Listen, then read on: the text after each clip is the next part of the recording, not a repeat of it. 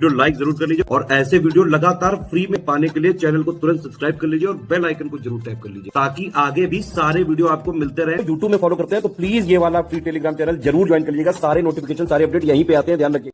नमस्कार दोस्तों ये है इलाहाबाद हाई कोर्ट का जो आरओ का पेपर होता है उसके कुछ पीवाईक्यूज, इसकी लगातार हम प्रैक्टिस करेंगे। ऐसे ही आपको इलाहाबाद हाई कोर्ट का पूरा कंप्लीट आरओ का ग्रुप हमारे स्टडी फॉर सिविल सर्विसेज में मिल जाएगा। आप कंप्लीट प्रिपरेशन हमारे पेड ग्रुप से कर सकते हैं ज्वाइन करके। पूरे एक्सक्लूसिव वीडियोस, पूरा study material, test series, paid quiz सब एक जगह।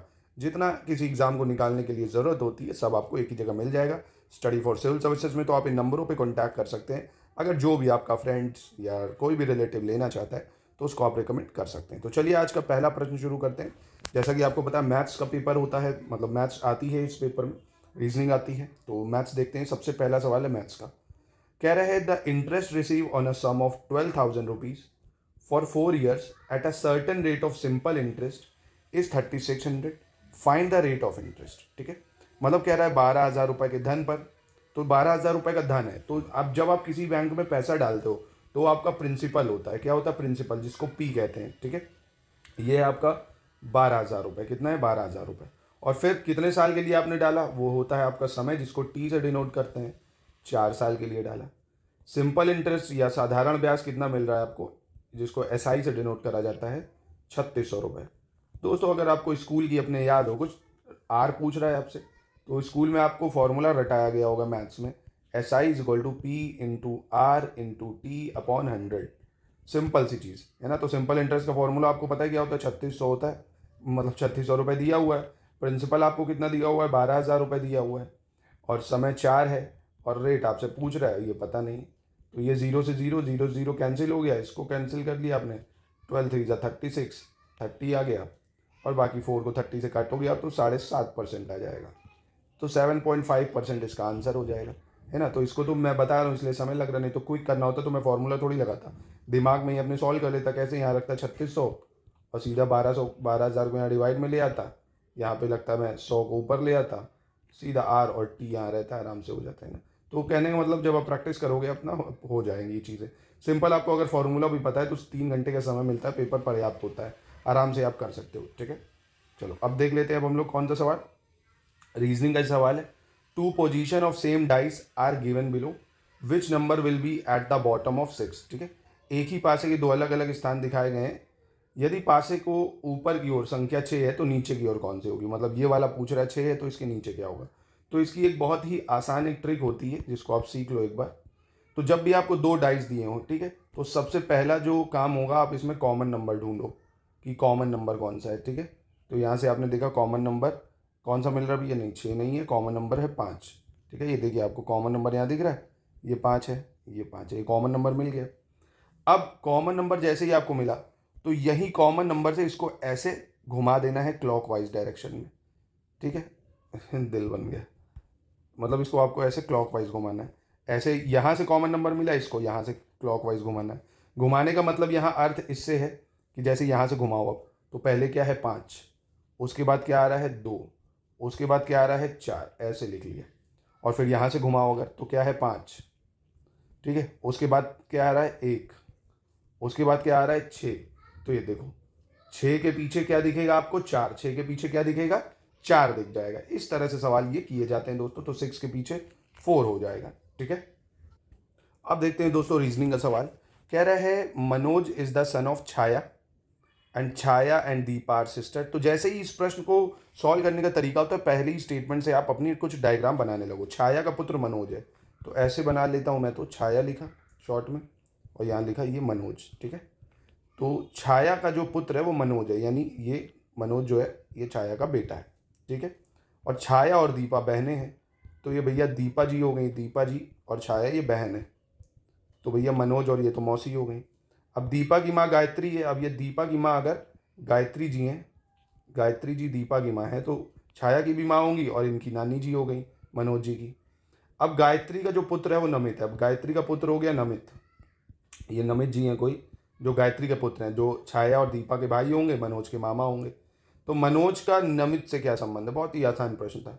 अब मनोज और नमित में क्या संबंध है भैया देख लो, भाई भांजा पिता या पुत्र, तो बहुत ही आसान है दोस्तों, भांजा हो गया है ना, ये लोग मामा भांजे हो गए। मनोज जी भांजे हो गए, नमित जी आपके मामा हो गए। ठीक है, सिंपल प्रश्न आसानी से किए जा सकते हैं ये सब।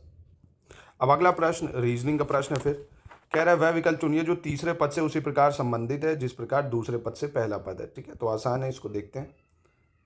चलिए, तो जैसे लिखा है HKNQ, ठीक है, और उससे संबंधित है JIPO, JIPO। अब पहले इसमें देखते हैं क्या रिलेशन बन रहा है। ठीक है, तो इसका आसान तरीका ये होता है करने का, H कौन से नंबर पे आता है ABCD में, 8 पे आता है। ठीक है, J 10 पे आता है।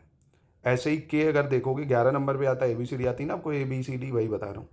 और जो I होगा वो कौन से नंबर पे आता है, I अगर आपको तो ABCD करके आप निकालोगे अगर, तो I आएगा 9 नंबर पे। ठीक है, और N कौन से नंबर पे आता है, 14 नंबर पे आता है।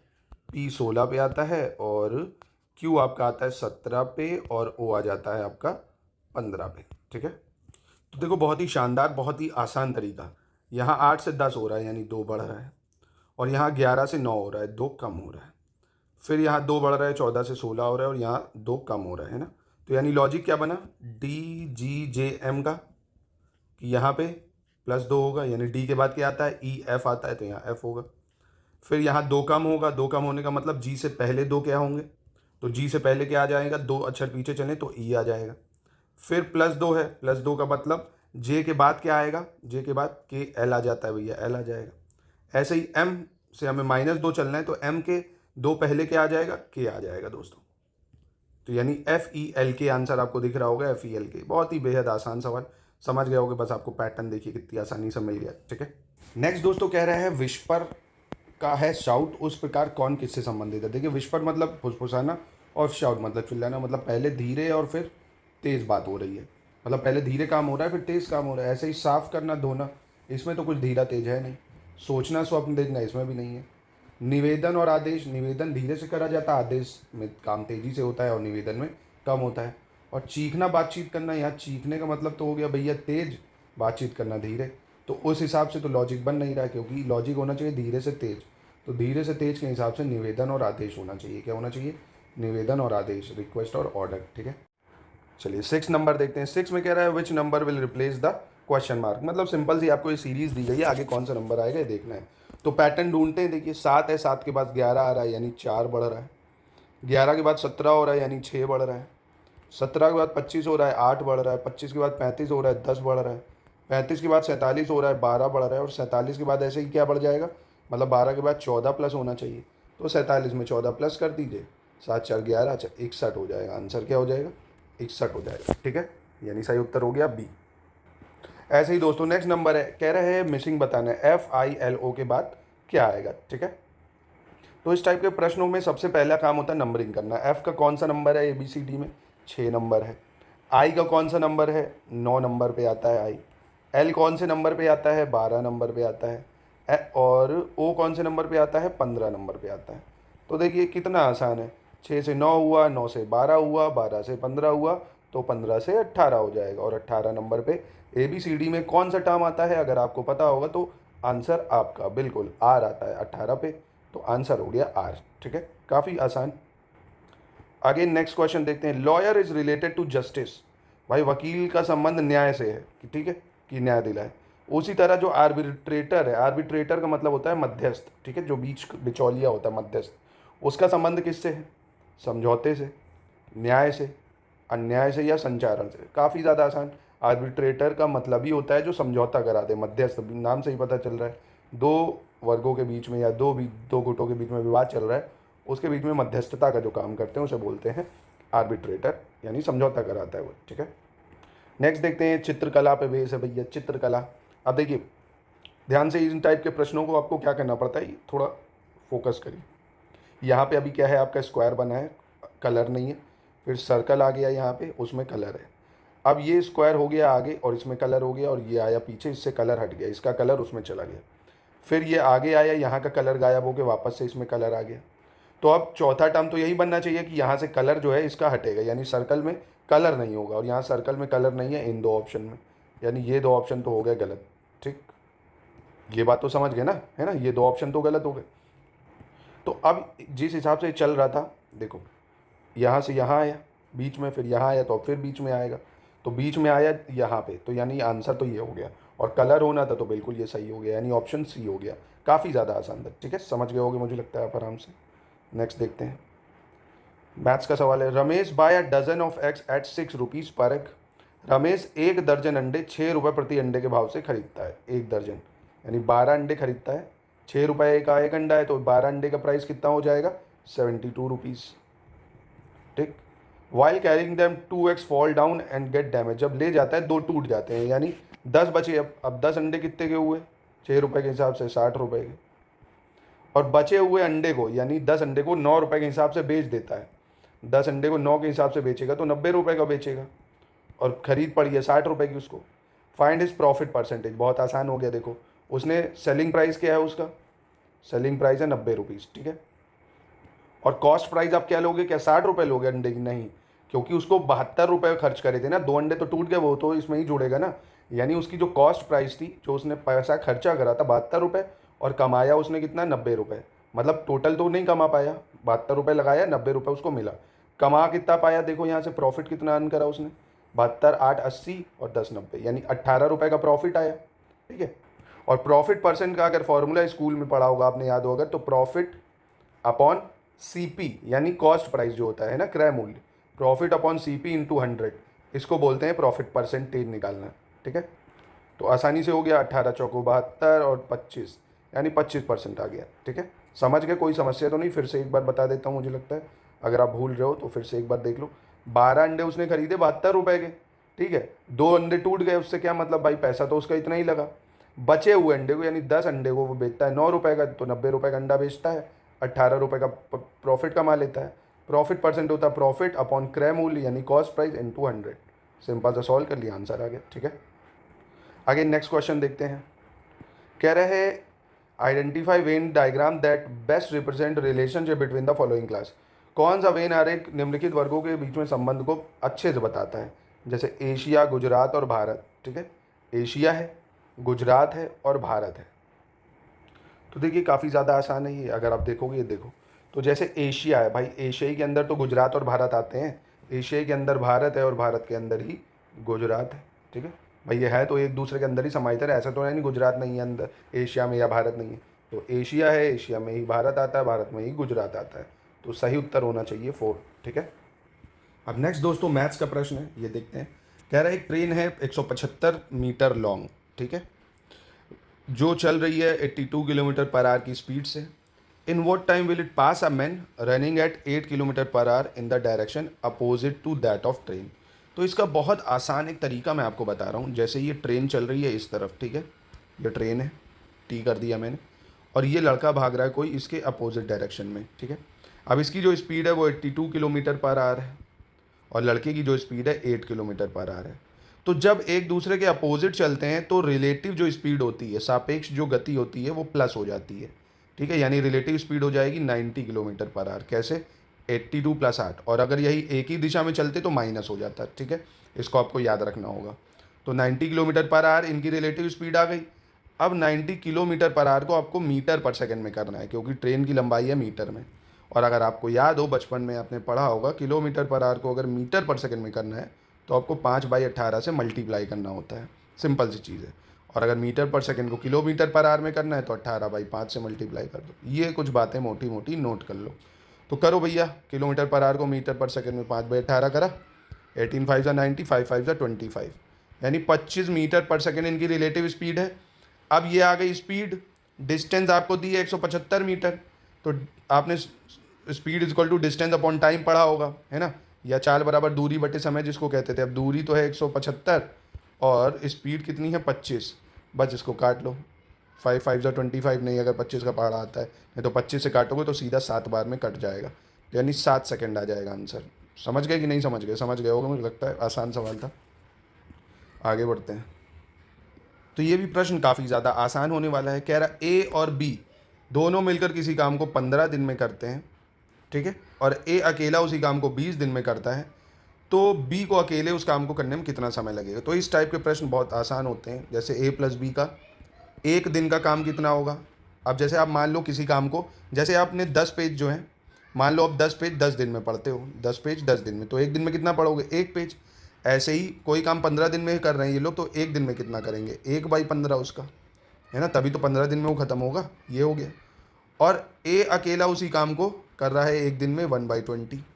तो अब देखो ए प्लस बी को अगर, मतलब ए प्लस बी है और मैं इसको माइनस कर दूँ, अगर ए कट के बी का काम आ जाएगा कि नहीं, तो दोनों को माइनस कर दो भाई, 1/15 माइनस 1/20। एलसीएम निकाल लो, 15 और 20 का एलसीएम क्या आएगा। एलसीएम वो होता है जो दोनों के टेबल में आ जाए, और 15 और 20 के टेबल में कॉमन क्या है भैया, तो कॉमन बताओ। तो मुझे तो कॉमन 120 याद है, मैंने 120 ले लिया भैया, क्योंकि 15 के टेबल में 120 कितने बार में आता, 8 बार, तो 15 8 जा हो गया। 20 के टेबल में 6 बार, तो 8 माइनस 6 2/120 काटा तो 60 दिन आ गया। यानी जो बी होगा अकेले उस काम को करने में उसको 60 दिन लग जाएंगे। कितने दिन लग जाएंगे, 60 दिन, ठीक है। अब फिर नेक्स्ट सवाल रीजनिंग पे बेस्ड सवाल है। कह रहा है O 1 है, E 17 है, ओपन उस हिसाब से 46 है, तो पेंटर की वैल्यू क्या होगी। ठीक है, कोई दिक्कत नहीं, बन जाएगा। अब अगर O 1 है तो यहाँ 1 हुआ, P पता नहीं है, छोड़ दो, E पता है 17 हो गया, N पता नहीं, 17 प्लस 1 कितना हो गया भैया, 18 हुआ। अब देखो O 1 और E 17 का तो मतलब यही है कि अब O से ABCD शुरू करनी पड़ेगी, क्योंकि O 1 पे है तो O के बाद क्या आता है, P, फिर Q R S T U V W X Y Z। अब जैसे ही Z खत्म होगा फिर A से शुरू होगा, A B C D E F G H I J K L M N ऐसे करके N तक चलेगा बस। अब देखो 1 2 3 4 5 6 7 8 9 10 11 12, ठीक है, ऐसे 13 14 15 16, ये देखो E 17 आया कि नहीं, तो ये पैटर्न बना है, समझ गए, ये पैटर्न है। तो यानी O है 1, E है 17, तो ऐसे ही P क्या हो गया भैया, 2 हो गया, P क्या हो गया, 2 हो गया, 2 लिखो। A कितना है, 13 है ना, तो 13 प्लस करो। फिर I कितना है, I देखो 21 दिख रहा है ना, तो I 21 प्लस कर दो। फिर N कितना दिख रहा है आपको, देखो 26 दिख रहा है ना, N में 26 प्लस कर दो। फिर T में देखो 6 दिख रहा है, 6 प्लस कर दो, ठीक है। फिर E कितना दिख रहा है, देखो E 17 था, 17 प्लस कर दो। फिर R कितना था, R देख लो, R कहाँ पे दिख रहा है आपको, R 4 दिख रहा है, ये देखो, ठीक है। अब इन सबको प्लस कर दो और आएगा 89, इन सबको प्लस करने पे कितना, 89, ठीक है। आगे देखते हैं। कह रहा which two sign should be interchange to make given equation correct. दिए गए समीकरण को सही करने के लिए किन दो चिन्हों को आपस में बदल देना चाहिए, ये बताना है आपको।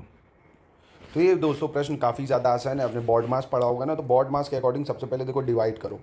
अगर इसको डिवाइड करोगे पहले चेक कर लो कितना हो जाएगा, 3 6 18, मतलब 3 6 18 होता है, तो 12 इंटू कितना आएगा 6, कितना होता है वो 72, 72 हुआ। फिर बच रहा है -6 + 4। अब इनमें से देखो क्या बदलना पड़ रहा है, क्योंकि 72 में माइनस की जगह अगर आप प्लस कर दो यहाँ, तो कितना हो जाएगा, 72 6 78, और प्लस की जगह माइनस कर दो तो ये 4, 78 - 4 कितना, 74। तो देखो 74 आ रहा है कि नहीं आ रहा है ना। तो इस तरीके से कर सकते हो, काफ़ी आसान था ये, कि किन दो साइनों को बदलना है, तो प्लस की जगह माइनस हो जाए, माइनस की जगह प्लस हो जाए, तो ये समीकरण ठीक बैठ जाएगा। नेक्स्ट दोस्तों बेहद आसान है। कह रहा है स्टूडियो शब्द में 2 अक्षरों के ऐसे कितने समूह हैं जिनके बीच उतने ही अक्षर हैं जितने कि उनके बीच अंग्रेजी वर्णमाला में हैं। आसान शब्दों में ये कह रहा है STUDIO आपने लिखा। अब कह रहा है इनमें से, जैसे S के बाद T है, तो अल्फ़ाबेट में S के बाद T आता है कि नहीं आता है, ABCD देखो, तो STU बिल्कुल सही है, S के बाद T आता है, ये हो गया एक। ऐसे T के बाद क्या आता है, U आता है ना भाई, T के बाद U ही तो आता है, तो ये हो गया देखो। पर U के बाद क्या D आता है, अल्फा ABCD में नहीं आता है। D के बाद I आता है, नहीं आता। I के बाद O आता है, नहीं आता है।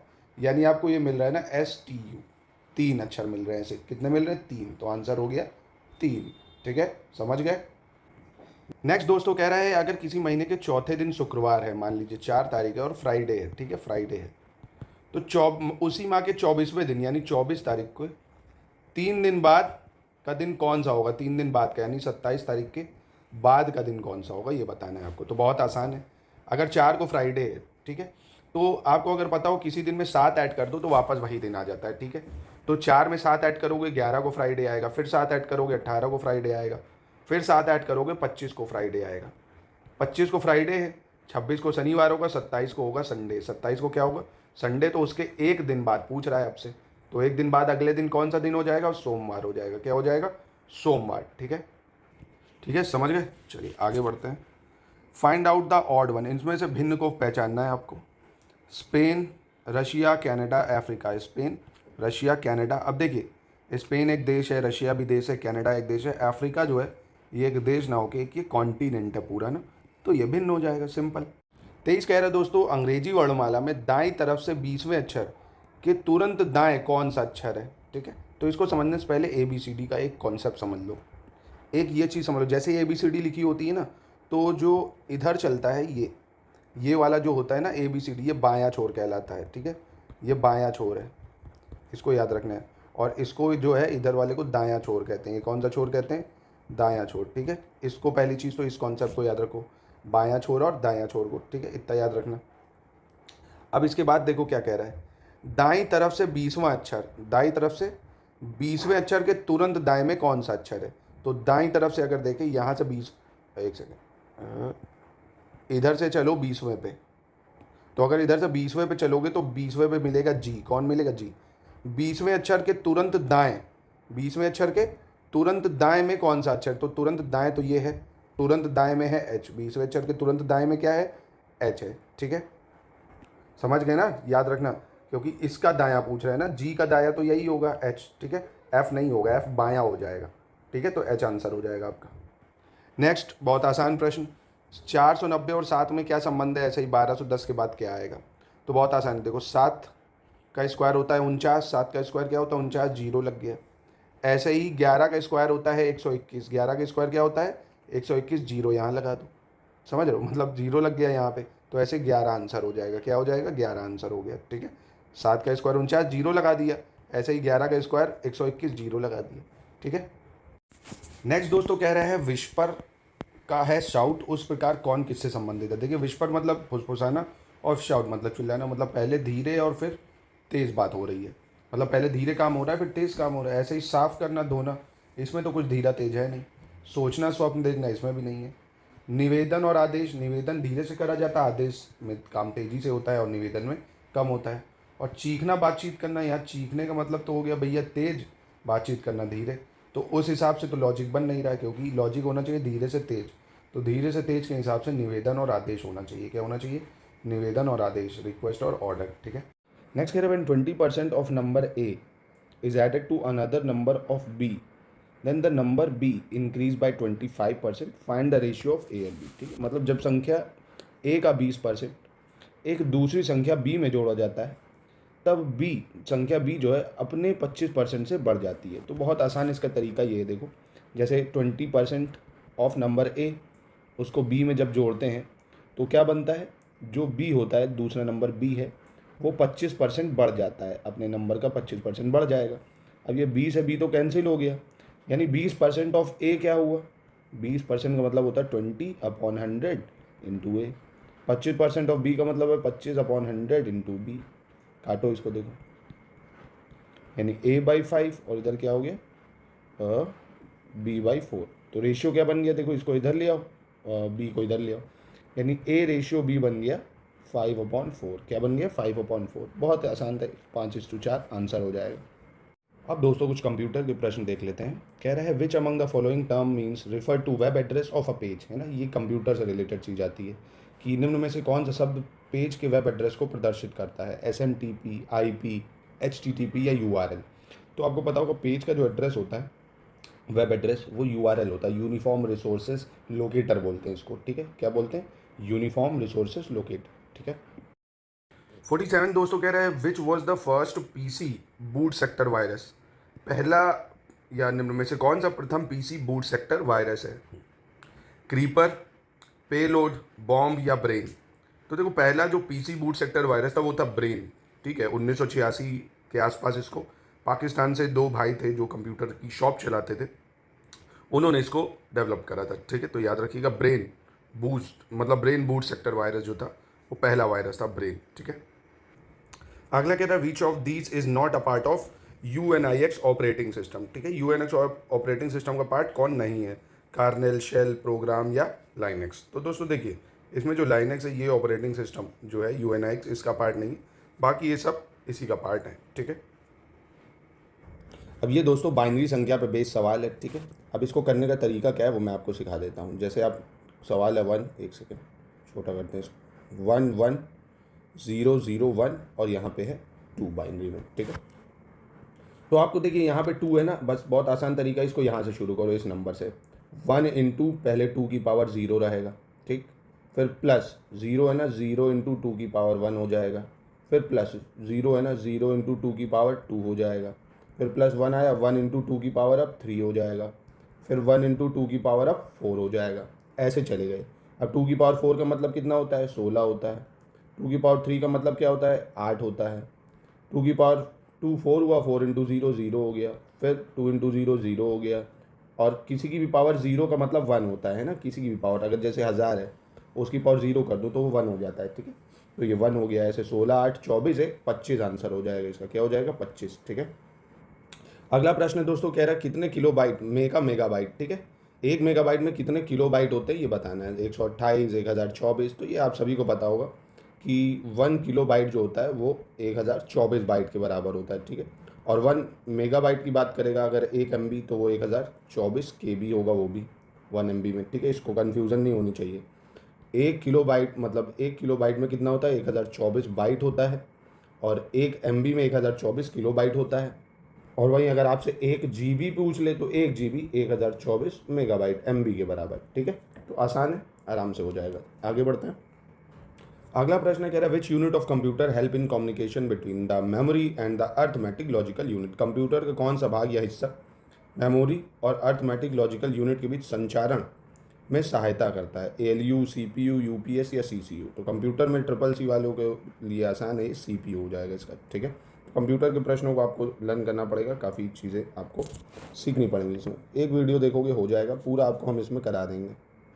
अब नेक्स्ट प्रश्न कह रहा है कि जो विंडोज़ में NT होता है, NT का मतलब क्या होता है, new terminology, new technique, new technology या न्यू टेरोलॉजी। तो NT का मतलब होता है दोस्तों न्यू टेक्नोलॉजी, क्या होता है, नई तकनीकी। विंडोज़ में जो NT होता है उसका मतलब क्या होता है, नई तकनीकी, ठीक है। नेक्स्ट देखते हैं, कह रहा है to move to the beginning of a line of text press dash key. एक टेक्स्ट की पंक्ति के शुरुआत में जाने के लिए कौन सी की दबानी पड़ती है। आपके ऑप्शन देख सकते हैं आप, पेज अप, शिफ्ट, होम या एंटर। तो देखिए आपको बहुत आसान है, इसमें होम की प्रेस करनी पड़ती है। कौन सी, होम की, ठीक है। चलिए नेक्स्ट कह रहा what is the use of bridge in network. What is the use of bridge in network, या नेटवर्क में ब्रिज का प्रयोग क्या है। To connect LAN, to separate LAN, to control network speed या टू लोअर नेटवर्क स्पीड, ठीक है। लैन को जोड़ना, लैन को अलग करना, नेटवर्क गति को नियंत्रित करना है, नेटवर्क गति को कम करना। तो दोस्तों देखिए ब्रिज का काम है किसी भी नेटवर्क में बहुत सारी लैन को जोड़ना, to connect multiple LAN together, है ना। जो लोकल एरिया नेटवर्क होता है लैन, उसको जोड़ने का काम करता है ब्रिज, ठीक है। यानी ए सही होना चाहिए। नेक्स्ट कह रहा है EBCDIC character are represented by dash bits. अब ये जो दिए हैं ना 6 अक्षर EBCDIC में, वर्ण प्रतिनिधित्व डैश बिट्स में की जाती है। कितनी बिट्स होंगी इसमें। अब ये बिट सिस्टम आपने कंप्यूटर में सीखा होगा, इसमें 8 बिट होंगी, है ना। इसको अलग से सिखाया जाएगा आपको कंप्यूटर के बिट सिस्टम चार्ट फॉर्म में जो होता है। अगर आपने CCC ओ लेवल करा होगा तो आपको ये पता होगा। अगला प्रश्न कह रहा है and dash program is one that is ready to run and does not need to be altered in any way. Program जो रेडी टू रन और जिसको किसी भी प्रकार के रूपांतरण की आवश्यकता नहीं होती है, उसे क्या कहते हैं। इंटरप्रेटर, हाई लेवल, COBOL या एग्जीक्यूटेबल।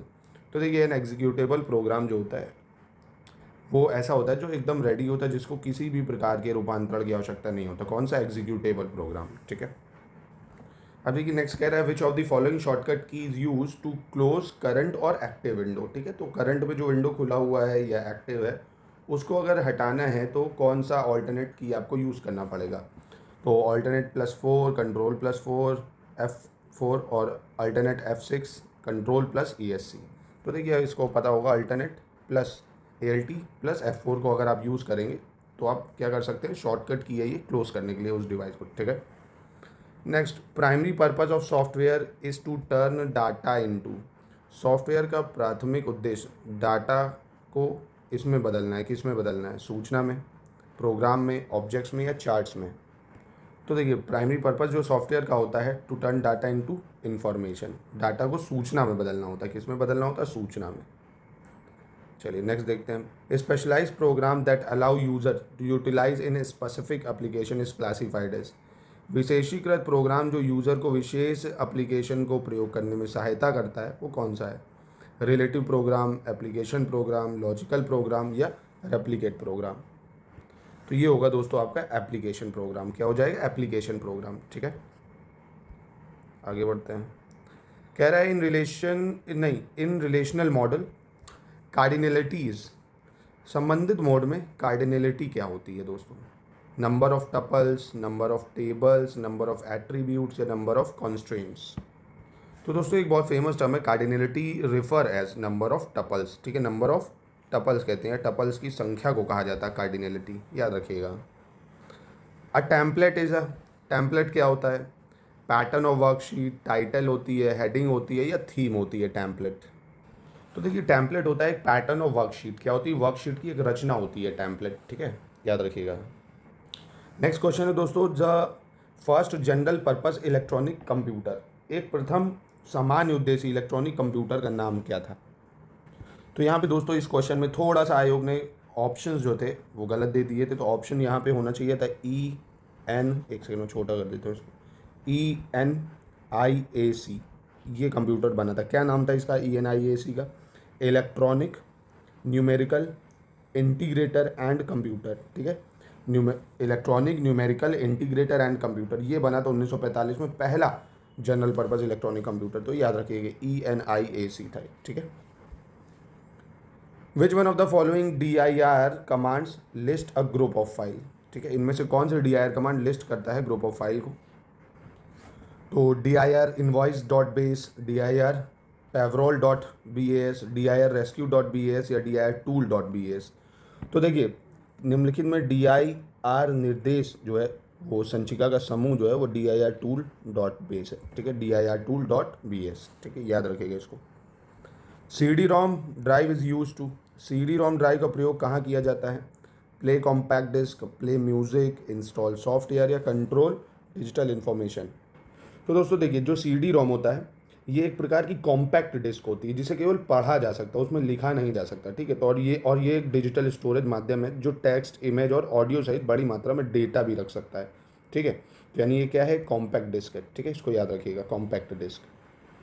नेक्स्ट कह रहा है what is default file extension for all word document, सभी कार्य दस्तावेजों के लिए डिफ़ॉल्ट फाइल एक्सटेंशन क्या है? तो देखिए जो फाइल एक्सटेंशन होता है, डिफ़ॉल्ट फाइल एक्सटेंशन, वो होता है DOC। क्या होता है? DOC। ठीक है, इसको याद रखिएगा, DOC होता है। नेक्स्ट देखते हैं, what is the value of binary number 101, 101 binary number का वैल्यू क्या होगा? 3, 5, 6 या 101? तो देखो 101 का जो बाइनरी नंबर होगा वो होगा 5। क्या हो जाएगा? 5। ठीक है। Initial function of BIOS, BIOS यानी BIOS का प्रारंभिक कार्य क्या है? ठीक है, सिस्टम डिवाइस शुरू करना, सूचना विखंडन, सूचना भंडारण या संपीड़ित सूचना। ठीक है, बताइए। तो देखिए इसका जो काम होता है वो सिस्टम डिवाइस जो होती है उसको शुरू करना होता है ना, सिस्टम डिवाइस को चालू करना इसका मेन वर्क होता है। ठीक है, याद रखिएगा, इनिशियलाइज सिस्टम डिवाइस। नेक्स्ट कह रहा है दोस्तों इसमें आपको एरर ढूंढना है। ठीक है, अगर कोई एरर नहीं है तो ऑप्शन 4 होगा, बाकी आपको जिसमें एरर दिख रहा है वो बताइए। People are sure because of rising prices of commodities. ठीक है, तो इसमें क्या आ रहा है? काफ़ी आसान है दोस्तों। देखिए पीपल आर श्योर जो SOA आ रही है स्पेलिंग गलत हो जाएगी, यहाँ पीपल आर श्योर होना चाहिए, SORE है ना, because of the rising prices of commodities. तो यानी ऑप्शन A में एरर है। ठीक है, ऐसे ही दोस्तों इस सेंटेंस को कंप्लीट करना है, एनालॉजी है जैसे डे ड्रीम। ठीक है, उससे मिलते जुलते शब्द कौन से हैं ये आपको पहचानने। जैसे रिस्पॉन्सिबिलिटी, ओनस होता है ना, रिस्पॉन्सिबिलिटी भी जिम्मेदारी होती है, ओनस भी उसी फॉर्म में होता है। ऐसे ही इसमें आपको करेक्ट वर्ड ढूंढना है। तो देखिए डे ड्रीमिंग का मतलब होता है ना दिन में सपने जो दिखता है। ऐसे ही दोस्तों जो रिवाइव होता है, रिवाइव, वैसे इसका करेक्ट प्रोनाउंसिएशन अगर आप देखेंगे तो रेवरी बोलते हैं इसको। ठीक है, रेवरी जो होता है इसका भी मतलब यही होता है जो अपने थॉट्स में और सपनों में खो जाता है उसको बोलते हैं। ठीक है, तो इसका रेवरी होना चाहिए। नेक्स्ट प्रश्न कह रहा है he is willing yet enable. ठीक है, तो ये जो येट अंडरलाइन है ये क्या है? कंजंक्शन है, वर्ब है, एडवर्ब है या प्रीपोजिशन है ये? तो यहाँ पे देखो येट जो है एक स्पेसिफिक टाइम बता रहा है ना कि वो आना तो चाहता है पर आ नहीं सकता है ना, तो यहाँ पे जो येट है वो कंजंक्शन की तरह यूज़ होगा। ठीक है, तो इंग्लिश में अगर आपने ये पढ़ा होगा तो पता होगा आपको। अब यहाँ पे दोस्तों इस जो वर्ड दिए हुए हैं इसको ऐसा अरेंज करना है जो अदर मीनिंग बन जाए इनकी। ठीक है, ऐसा अरेंज करना है। अब जैसे देखो HPYTDOI अलग अलग दिया तो ये टाइफॉइड की स्पेलिंग बन रही है। देखो अगर सही अरेंज करोगे आप, है ना।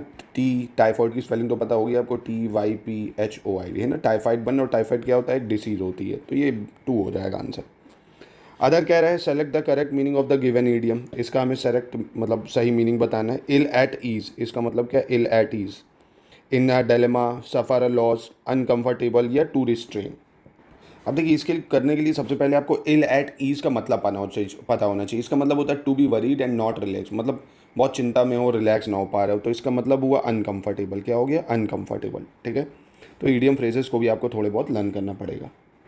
अब आपको इसका सिनोनिम बताना है गेन से। इसका सिनोनिम क्या होगा गेन से का, डिनाई, एक्सेप्ट, वैलिडेट या कन्फर्म। तो गेन से का देखिए सिनोनिम्स जो होगा वो डिनाई हो जाएगा। क्या हो जाएगा, डिनाई हो जाएगा, ठीक है, याद रखिएगा इसको। चलिए नेक्स्ट इस कह रहा है select the correct spelling of the word. अब इसकी सही स्पेलिंग आपको देखनी है कि कौन सी स्पेलिंग इसमें से सही दी हुई है। तो दोस्तों देखिए आराम से आप बता सकते हो, हीनियस जो होता है ना, हीनियस क्राइम, जैसे आपने सुना होगा कि बड़ा ही हीनियस क्राइम है, जघन्य अपराध है, तो हीनियस की स्पेलिंग होती है HEINOUS। क्या होती है, HEINOUS। आगे बढ़ते हैं। नेक्स्ट अब फिल इन द ब्लैंक्स है, आपको ये फिल इन द ब्लैंक भरना है। Finding the quickest dash to your destination is dash if you are in hurry, ठीक है। यहाँ पे ROUTE है, क्रूशियल है, ROUTE है यहाँ रूट, और यहाँ क्रूटियल है, CRUTIL, क्रूशियल है। मतलब कौन सी स्पेलिंग सही है, काफ़ी ज़्यादा आसान है। यहाँ पे ROUT है और यहाँ क्रूशियल है, ठीक है, बहुत आसान है। तो देखिए यहाँ पे अगर आपको ये पता हो कि रूट जो है वो उसकी स्पेलिंग ROUTE हो जाएगी, और क्रूशियल की स्पेलिंग जो होगी वो TIL नहीं, CRUCIL होती है, जो कि यहाँ पे मिल रहा है आपको सही ऑप्शन, रूट और क्रूशियल, ठीक है। क्या हो जाएगा, route. Finding the quickest route to your destination is crucial if you are in hurry, मतलब आप जल्दी में होते हो तो आपको सही रूट देखने में और देर होती है, ठीक है। चलिए which one of the following option best replace the set of word are given below. One who doubt the truth, ठीक है, जिसे सच पे भी संदेह हो उसे क्या कहते हैं वन वर्ड में। तो देखिए one who diet the truth मतलब जिसको सब पे संदेह होता है उसको स्केप्टिक बोला जाता है। क्या बोला जाता है, स्केप्टिक बोलते हैं उसको। और वहीं स्नॉब का मतलब होता है घमंडी व्यक्ति, नहीं होता है जो सोचता है कि यार वही सबसे महान है बाकी सब बेकार है ना, उसको स्नॉब बोलते हैं। और वहीं सियूत का मतलब होता है वो पर्सन, मतलब a person who try to find out information about crimes, है ना, जो क्राइम्स पे इन्फॉर्मेशन कलेक्ट करने की कोशिश करता है, इन्फॉर्मेशन उसको गैदर करने की, उसको बोलते हैं स्ल्यूथ। और वहीं स्टोइक का मतलब होता है विदाउट एनी इमोशन, है ना, बड़ा काम होगा विदाउट एनी इमोशन। चलिए आगे बढ़ते हैं। अब इसका एंटोनिम बताना है आपको।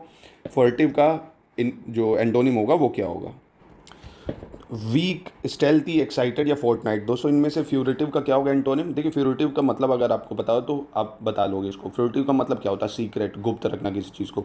वही सेम मतलब सेम मीनिंग देता है स्टेल्थी। स्टेल्थी का भी मतलब यही होता है, ठीक है, गुप्त रखना चीज़ों को। चलिए हिंदी शुरू हो गई। 2 बार जन्म लेने वाले के लिए क्या शब्द होता है, द्विजन्मा, पुनर्जन्म, द्विज या पुनर्जा। तो 2 बार जन्म लेने वाले को द्विज बोलते हैं। क्या बोलते हैं, द्विज।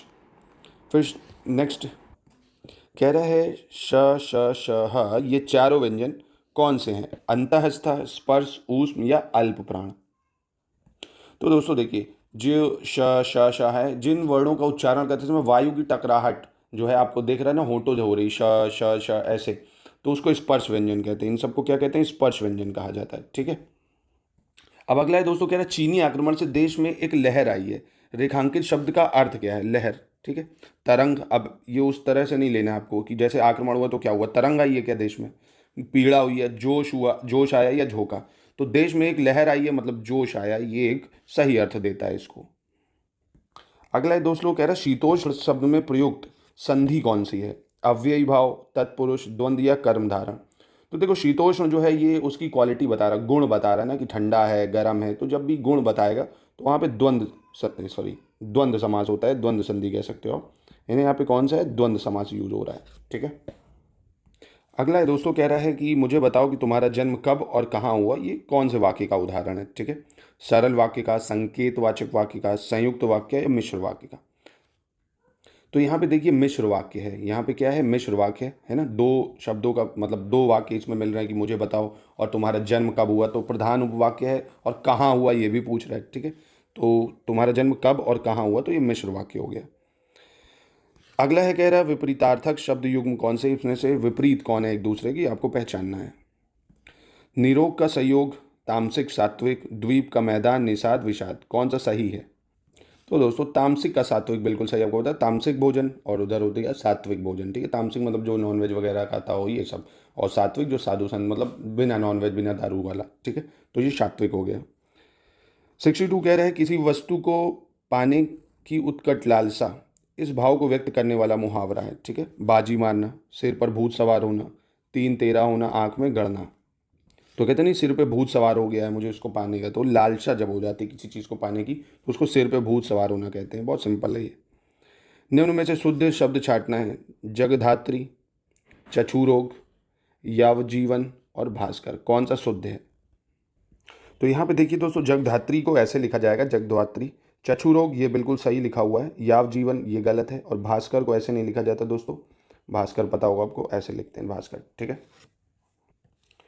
चलिए पर्यायवाची मिलाना है अब दोस्तों। कौन सा पर्यायवाची शब्द युग्म सही है? यमराज, धनत, वायु सखा, यातुधन, गेह, गो, महाकाय, विश्वरूप, कौन सा सही है बताना है। यहाँ पे दोस्तों देखिए वायु सखा का यातुधान ये बिल्कुल सही मैच कर रहा है। ठीक है, बाकी ये तीनों गलत हो जाएंगे। धनत का मतलब पता है आपको, कुबेर जी से संबंधित है, यक्षराज, धनापी ये सब होता है। ठीक है, गेह तो निकेतन वगैरह घर जो हो जाता है उसको कहते हैं। और महाकाय जो विश्वरूप है, महाकाय तो गणेश जी का है, और विश्वरूप ये किसका पर्यायवाची है? ये विष्णु जी का पर्यायवाची है विश्वरूप। ठीक है, आगे बढ़ते हैं। कह रहा है मृण्मय का संधि विच्छेद करना है, कौन सा सही है? तो यहाँ पे दोस्तों मृतमय की जो संधि विच्छेद होनी चाहिए वो होनी चाहिए मृत प्लस मय, है ना। मृतमय होनी चाहिए, मृत अमय, मृणय, मृणमय, मृणमय। तो यहाँ पे तो सही मृतमय होना चाहिए वैसे। ठीक है, मृतमय सही होना चाहिए, जो कि ऑप्शन नहीं है इधर मृतमय। नेक्स्ट दोस्तों कह रहा है कि टाइम गैप कितना होना चाहिए, संसद के दो सफल सत्रों के बीच कितना अंतराल होता है अगर बढ़ाया ना जाए तो दोस्तों आपको पता होगा संसद के 3 सत्र चलते हैं, बजट सत्र, अभी मानसून सत्र चल रहा है और विंटर सत्र चल रहा है। किन्हीं भी 2 सत्रों के बीच में 6 महीने से ज़्यादा का गैप नहीं होना चाहिए। ठीक है, 6 महीने के अंदर सेशन हो जाना चाहिए। मान लीजिए जैसे बजट का जो सेशन है वो जनवरी के एंड से अप्रैल के एंड तक चलता है, अप्रैल की स्टार्टिंग और मई एंड तक चलता है, मतलब अप्रैल एंड मई फर्स्ट तक चलता है। मानसून जब भारत में बारिश आती है वही जुलाई से चलता है, तो देखो 6 महीने का अंतराल नहीं हो पाया। ऐसे ही अगस्त और सितंबर तक चलेगा, फिर नवंबर दिसंबर में चल जाएगा, तो मैक्सिमम गैप 6 महीने का। ठीक है, which of the following book is not written by Rabindranath Tagore, इनमें से कौन सी बुक रविन्द्रनाथ टैगोर ने नहीं लिखी है? तो दोस्तों देखिए काबुली वाला ये रविन्द्रनाथ टैगोर की है, the post office Rabindranath Tagore की है, चोखेर बाली ये भी रविन्द्रनाथ टैगोर की, कुली जो है ये मुल्क राज आनंद ने लिखी है, मुल्क राज आनंद जी की है ये। ठीक है, मुल्क राज आनंद याद रखिएगा। नेक्स्ट कह रहे हैं प्रधानमंत्री द्वारा भारत के अल्पसंख्यकों के लिए घोषणा के लिए किए गए कार्यक्रम का क्या नाम है? The program announce by PM of the minorities in India is called, क्या बोलते हैं उसको? अंत्योदय प्रोग्राम, 20 बिंदु कार्यक्रम, 15 बिंदु कार्यक्रम, या प्रधानमंत्री रोजगार योजना। तो ये दोस्तों 15 बिंदु कार्यक्रम या 15 पॉइंट जो प्रोग्राम है उसको कहा गया था, ये करंट अफेयर्स का सवाल था। ठीक है, नेक्स्ट है दोस्तों try, it is a regulatory body associated with which of the following sector. Try जो है एक नियंत्रक विभाग है, किस क्षेत्र से जुड़ा हुआ है? Transport, travel and tourism, technical education या टेलीकॉम। तो ये दोस्तों बहुत ही फेमस है, टेलीकॉम रेगुलेटरी अथॉरिटी है ना, नाम से ही पता चल रहा है, तो टेलीकॉम अथॉरिटी का है। ठीक है, 4 हो जाएगा। विच of the following is not the form of classical dance, इनमें से कौन क्लासिकल डांस नहीं है? कथक, ओडिशा, गरबा या मणिपुरी। तो दोस्तों देखिए गरबा बड़ा ही फेमस, ये फोक डांस है दोस्तों। फोक डांस वो होता है जो नॉर्मल पीपल लोग करते हैं वहाँ पे। ठीक है, तो ये फोक डांस है गुजरात का, बाकी ये सब क्लासिकल डांस है। नेक्स्ट है केली गोपाल किस राज्य का लोक नृत्य है? पश्चिम बंगाल, असम, मणिपुर या त्रिपुरा। तो ये दोस्तों बहुत ही फेमस लोक नृत्य है असम का। कहाँ का है? असम का। ठीक है, झारखंड स्टेट कब बना? 1 नवंबर 2000 को, 15 नवंबर 2000 को, 9 नवंबर 2000 को या 20 नवंबर 2000 को। बहुत आसान, तो झारखंड बना था 15 नवंबर सन 2000 को। ठीक है, याद रखिएगा इसको। और दोस्तों झारखंड को किससे अलग करा गया था? जैसे छत्तीसगढ़ को एमपी से, ऐसे ही झारखंड को बिहार से अलग करके बनाया गया था। ठीक है, 80 कह रहे हैं भारतीय संविधान के किस भाग में राज्य के नीति निर्देशक सिद्धांत का वर्णन है? डीपीएसपी भारत के किस पार्ट में दिया हुआ है संविधान के? तो देखिए संविधान के पार्ट 3, 4, 2 या 9। तो आपको पता होगा पार्ट 3 में तो फंडामेंटल राइट्स हैं, यानी मूल जो अधिकार हैं वो है। पार्ट 4 में डीपीएसपी आ जाता है। ठीक है, पार्ट 2 की अगर बात करोगे तो यहाँ सिटीजनशिप है, नागरिकता डील करता है। और वहीं पार्ट 9 की अगर बात करें तो बहुत ही फेमस पंचायती राज सिस्टम है यार। ठीक है, जिसको 73rd कॉन्स्टिट्यूशन अमेंडमेंट 1992 से ऐड करा गया था। नेक्स्ट देखते हैं, भारतीय संविधान के किस भाग में न्याय तंत्र को प्रबंधक कार्यों से अलग किया जाता है? Separation judiciary from executive has been provided in one of the following. किस में दिया हुआ है दोस्तों? प्रियम्बल में, फंडामेंटल राइट में, डीपीएसपी में या 7 शेड्यूल में। तो बड़ा फेमस संविधान का आर्टिकल भी है ये, आर्टिकल 50 जो है डीपीएसपी में दिया हुआ है ना, डीपीएसपी में दिया हुआ है राज्य के नीति निर्देशक सिद्धांत में, separation of judiciary from executive. ठीक है। Indian constitution was adopted by, भारतीय संविधान किसके द्वारा अपनाया गया है? संविधान सभा के द्वारा, गवर्नर जनरल के द्वारा, ब्रिटिश संसद के द्वारा या भारतीय संसद के द्वारा? तो देखिए, इंडियन कॉन्स्टिट्यूशन को अपनाया गया संविधान सभा के द्वारा। जब उस टाइम की जो संविधान सभा थी उसके जितने मेंबर है सबने सिग्नेचर करा, उसको अडॉप्ट कर लिया। यहाँ पे आपको कन्फ्यूजन नहीं होनी चाहिए। भारतीय संसद तो अभी बनी नहीं ना, वो तो बनेगी भारतीय संसद 1951 में जब इलेक्शन हो जाएगा तब। ठीक है। नेक्स्ट कह रहा है single citizenship in India has been taken from which country? एकल नागरिकता भारत में कौन से देश से ली गई है? ब्रिटेन, साउथ अफ्रीका, फ्रांस या यूएसए से? तो सिंगल सिटीजनशिप हमने ली है दोस्तों ब्रिटेन से। ठीक है। यूएसए से तो फंडामेंटल राइट लिया है, पता होगा आपको। अगला क्वेश्चन दोस्तों कह रहा है इफ़ आरबीआई रिड्यूस सीआरआर, यदि नगद आरक्षित अनुपात दर को आरबीआई कम कर देता है तो क्रेडिट सर्जन पर क्या प्रभाव पड़ेगा? तो देखिए, सीआरआर क्या होता है? कैश रिजर्व रेशियो जो होता है, बैंक को अपने पास जो रखना पड़ता है आरबीआई वगैरह के पास, मतलब ये इतना जो सरकार मतलब आरबीआई परसेंटेज बना देगी उतना अमाउंट आपको आरबीआई के पास एज अ कैश रखना ही पड़ेगा, और उस पर आरबीआई को इंटरेस्ट वगैरह आपको नहीं देगा। ठीक है। अब अगर आरबीआई ने समझो अभी 10 लाख करोड़ रुपए कैश रिजर्व रेशियो रखवा रहा था और अब कह देगा नहीं 4 लाख ही रखो, तो बैंकों के पास पैसा ज़्यादा आ जाएगा ना। अब ज़्यादा आ जाएगा तो मार्केट को ज़्यादा लोन देंगे, तो यहाँ पे क्या होगा? क्रेडिट सप्लाई बढ़ेगी। क्रेडिट सप्लाई क्या हो जाएगी? बढ़ जाएगी। ठीक है। और अगर क्रेडिट सप्लाई को कम करना है तो कैश रिजर्व रेशियो को और सरकार बढ़ा देगी, मतलब आरबीआई बढ़ा देगा। फाइनेंशियल इमरजेंसी किस आर्टिकल से लगती है? तो बहुत ही फेमस आर्टिकल है आर्टिकल 360, जो कि अभी तक लगी नहीं है भारत में। Joint sitting of both the houses is chaired by, joint sitting को कौन चेयर करता है, मतलब ज्वाइंट सिटिंग को कौन प्रिसाइड करेगा? प्रेसिडेंट, पीएम, वाइस प्रेसिडेंट या स्पीकर? तो स्पीकर ही करेगा, पर ज्वाइंट सिटिंग अंडर आर्टिकल 108 बुलाता कौन है? प्रेसिडेंट, पर उसको प्रिसाइड स्पीकर करेगा। अगला प्रश्न कह रहा है अजंता की गुफाओं की जो भित्ति चित्र है किसकी कहानियाँ दर्शाती हैं? The mural paintings of Ajanta cave depict stories of Jatakas, Ramayana, Mahabharata या पंचतंत्र? तो ये बड़ी फेमस जातक कथाएं हैं गौतम बुद्ध के जीवन से संबंधित, तो वो दर्शाती है यहाँ पे। अगला सवाल है कौन निर्वाचन मंडल बनाता है उपराष्ट्रपति के चुनाव के लिए? Who make electoral college for election of vice president of India? ठीक है। कौन कौन होता है वाइस प्रेसिडेंट के चुनाव में? Only member of parliament, member of parliament and member of legislative assembly, member of parliament, member of legislative assembly, member of legislative council या मेंबर ऑफ राज्यसभा ओनली? तो देखिए, वाइस प्रेसिडेंट के लिए सिर्फ और सिर्फ संसद के सदस्य होते हैं। ठीक है। वाइस प्रेसिडेंट को चुनने में सिर्फ और सिर्फ दोनों सदनों के राज्यों से, विधानसभाओं से कोई मतलब नहीं होता है उपराष्ट्रपति के चुनाव में, राष्ट्रपति के चुनाव में होता है। चलिए नेक्स्ट देखिए, निम्नलिखित में से नालंदा विश्वविद्यालय के आयुर्वेद विभाग के प्रमुख कौन थे जिन्होंने बख्तियार खिलजी की लंबी बीमारी को ठीक किया था? है ना, जिसकी वजह से बाद में बख्तियार खिलजी इसी वजह से परेशान होकर जला देता है पूरी उसको, नालंदा को। तो ये थे दोस्तों आचार्य राहुल श्रीभद्र जी, जिन्होंने उसकी बीमारी को सही करा था। उसकी कुरान में ही दवा कहते लगा दी थी, वो पेज पलटता रहता था और उसको ऐसे करता था जीप में, तो अपने आप वो सही हो गया था, जिसकी बीमारी को कोई मौलाना नहीं कर पा रहा था। इसीलिए वो इस जेलिसी के कारण कहा जाता है, जला भी देता है सारा ज्ञान। बजट को और कैसे जाना जाता है? कह रहा किस नाम से जाना जाता है? देखिए, बजट हमारे जो संविधान है उसमें कहीं बजट नहीं मेंशन है, वहाँ क्या लिखा हुआ है? Annual financial statement. क्या लिखा है? Annual financial statement. चलिए नेक्स्ट कह रहा है which of the following acid is present in tomato? टमाटर में कौन सा अम्ल पाया जाता है? Lactic acid, palmitic acid, methanoic acid या ऑक्सैलिक एसिड? तो बड़ा ही आसान है, टमाटर में होता है ऑक्सैलिक एसिड। क्या होता है? Oxalic acid. कह रहा who gave the law of Octave?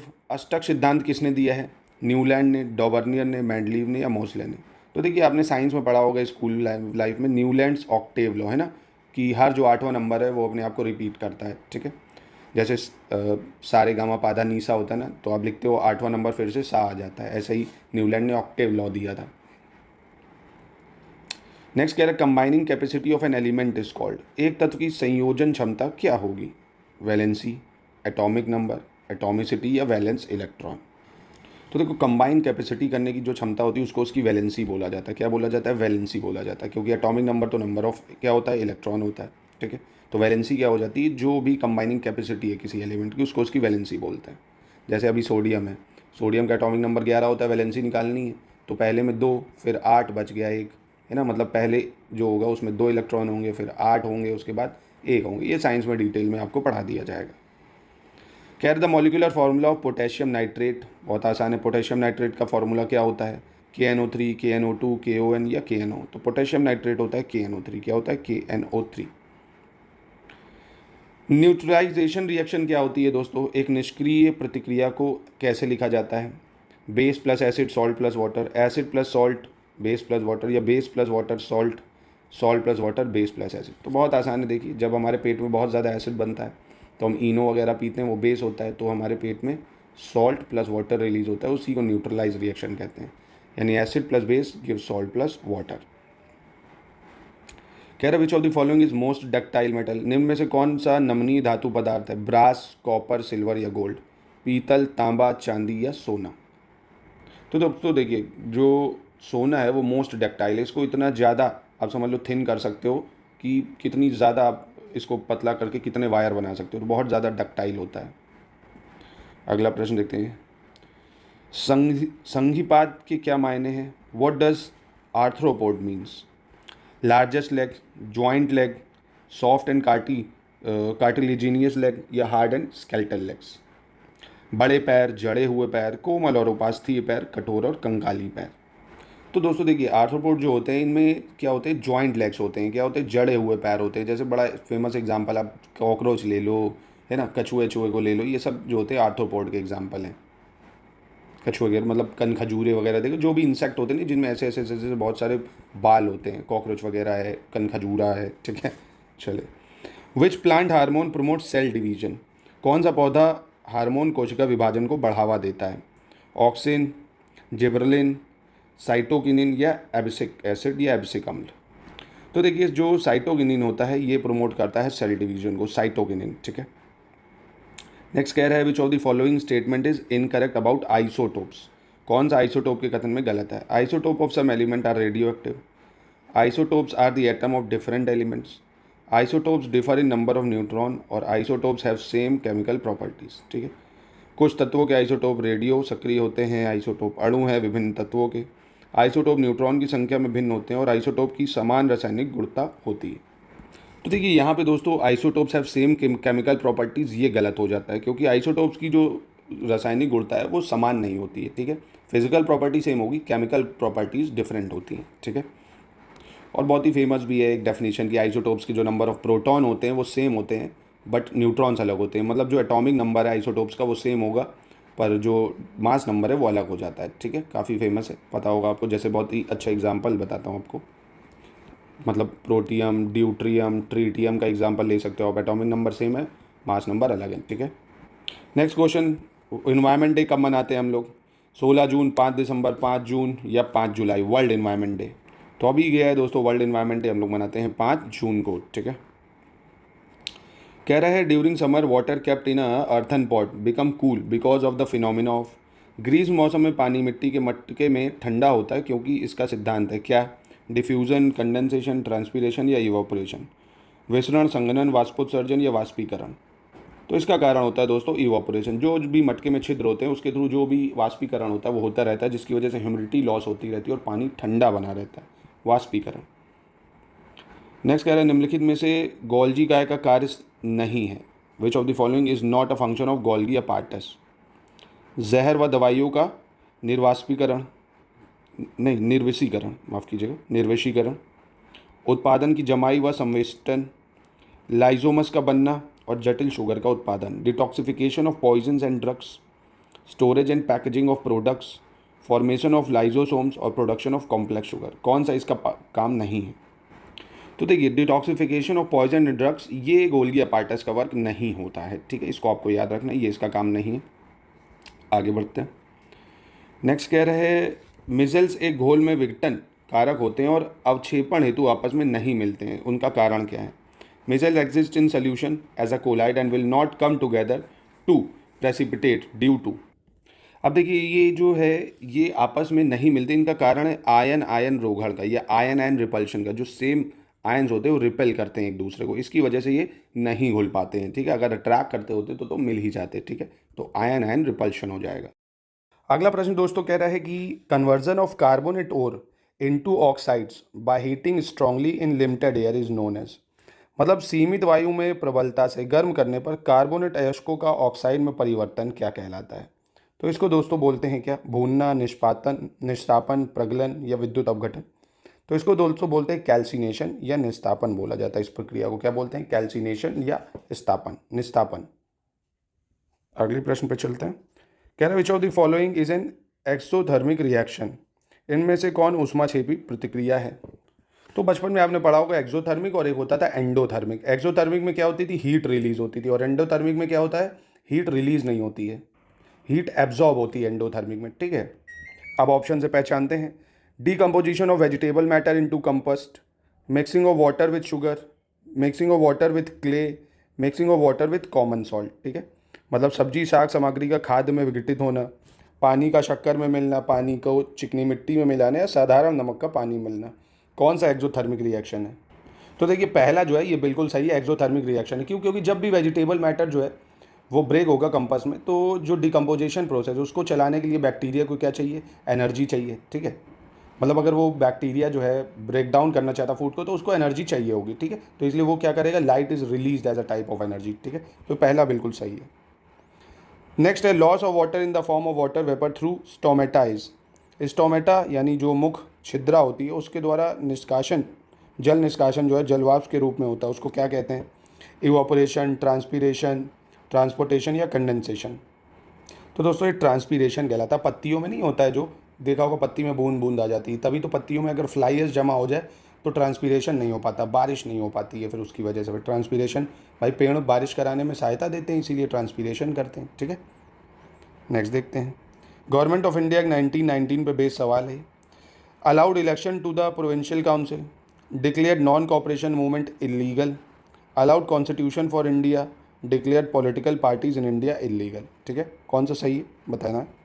तो दोस्तों इसमें पहला बिल्कुल सही है, क्योंकि प्रांतीय परिषदों में चुनाव को अनुमति दी गई थी पहली बार। ठीक है, अलाउड कर दिया था election to the provincial councils. Next question कह रहा है earliest settlement of Aryan tribes were at. प्राथमिक बसावट आर्य जाति की कहाँ थी? उत्तर प्रदेश में, बंगाल में, सप्त सिंधु में या दिल्ली में? तो देखिए सप्त सिंधु जो है ये आर्यों के लिए हमें मिलता है, ब्रह्मावर्त जिसको कहते थे। सप्त सिंधु में यही सब नदियाँ नहीं आती, सिंधु नदी है, इंदस, झेलम, चिनाब, रावी, ब्यास, सतलज और सरस्वती नदी जो थी उसको कहते थे। ठीक है, तो यहाँ पे इनकी बसावट कहाँ है मानी जाती है। नेक्स्ट कह रहा what was the name of the society Veer Savarkar founded during his stay at the Indian house in London. London के इंडिया हाउस में रहने के दौरान वीर सावरकर ने कौन सी सोसाइटी का गठन किया था? क्विट इंडिया सोसाइटी, जय Hind society, free India society या साइमन गो बैक सोसाइटी? तो दोस्तों बहुत ही फेमस है ये free India society, Veer Savarkar ने बनाई थी 1906 में। ठीक है, फ्री इंडिया 1906। नेक्स्ट कह रहा है the first Buddhist council was held in which of the following cities. बहुत ही ज़्यादा आसान है दोस्तों, 4 बुद्धिस्ट काउंसिल को याद करने का बहुत आसान तरीका है, RVPK और उनके राजा हैं AKAK, मतलब राजगिरी, वैशाली, पाटलिपुत्र और ये कश्मीर, अजातशत्रु, कालाशोक, अशोक, कनिष्क। ठीक है, RVPK AKAK। तो पहली कहाँ हुई? आर कहाँ दिख रहा है? राजगिरी यानी राजगृह में। ठीक है, 112 कह रहा who was the founder of kingdom of Mysore.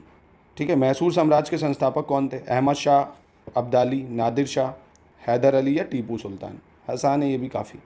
देखिए ऐसे तो वास्तविक में ओडियार राजा जो थे विजयनगर के उनको माना जाता है, पर उनका ऑप्शन अगर नहीं है तो फिर हैदर अली को ले लोगे आप। हैदर अली ने, क्योंकि ये घुड़सवार थे, बाद में अपनी तर्क बुद्धि, अपनी वीरता के कारण इन्होंने मैसूर को काफ़ी ज़्यादा संघर्ष कराया और मतलब जीत दिलवाई अंग्रेज़ों से, मराठाओं से, काफ़ी युद्ध भी लड़े इन्होंने।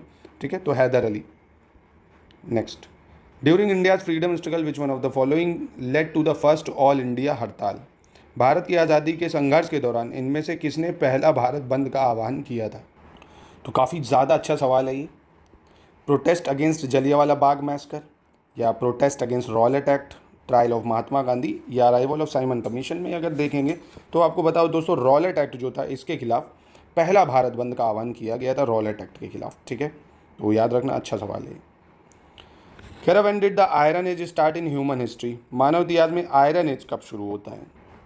तो ये देखिए 1200 से 600 BC ये आयरन एज शुरू होती है। ठीक है, हड़प्पन के बाद आपको पता होगा फिर आयरन एज आती है, फिर वैदिक पीरियड, लेटर वैदिक पीरियड, ये सब जो चलती रहती तभी आता है आयरन एज 1200 से 600 BC। ठीक है, which of the following was the main term of trade that the Dutch took from India, ठीक है, कौन सा ट्रेड या कौन सी वस्तु मुख्य रूप से डच भारत से व्यापार करते थे? काली मिर्च, अफीम, चाय या कपड़ा?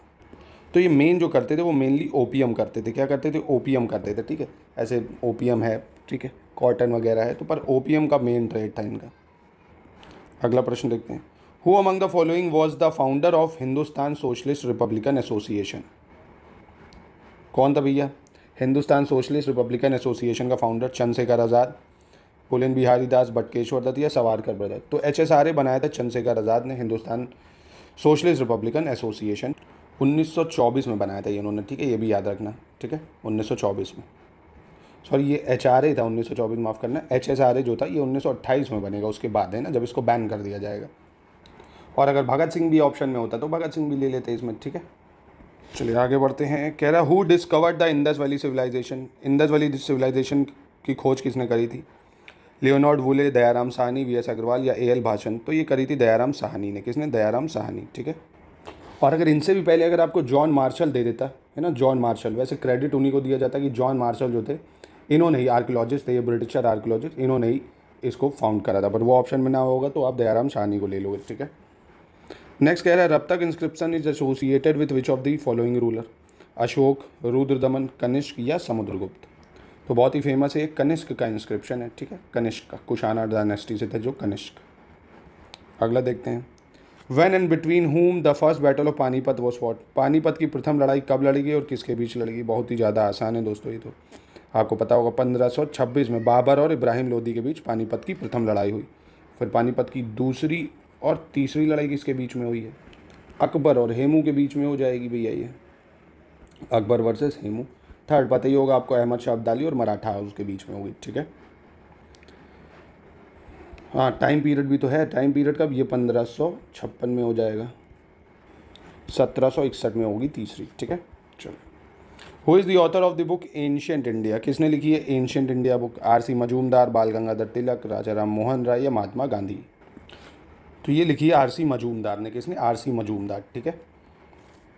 नेक्स्ट है कौटिल्य अर्थशास्त्र deal with the aspect of? Kautilya का जो अर्थशास्त्र है वो किससे डील करता है, मतलब किन पहलुओं से संबंध रखता है? वित्तीय जीवन, धार्मिक जीवन, राजनीतिक जीवन या सामाजिक जीवन? तो आपको पता होगा दोस्तों ये राजनीतिक जीवन से है ना। अर्थशास्त्र जो है वो अर्थशास्त्र है, पर वित्तीय थोड़ी है, वो पॉलिटिकल लाइफ बताता है अर्थशास्त्र। नेक्स्ट कह रहा है who of the following help Rani Lakshmibai to capture Gwalior? निम्न में से किसने रानी लक्ष्मीबाई की ग्वालियर पर कब्जा करने में सहायता की थी? ढूंढी खान, तात्या टोपे, खान बहादुर या अजीमुल्ला? तो आपको पता होगा तात्या टोपे जी ने हेल्प करी थी इनकी, ठीक है। बहुत ही आसान लेवल के प्रश्न आते हैं दोस्तों GS में, जो UP PCS वगैरह की तैयारी अगर आपने करी तो आप आराम से कर ले जाओगे। जैसे which one of the following leader belong to the extremist wing of Congress? ठीक है, इसमें से कौन चरमपंथी दल कांग्रेस में संबंधित रखते थे? अरविंदो घोष, गोपाल कृष्ण गोखले, दादा भाई नौरोजी या सुरेंद्रनाथ बनर्जी?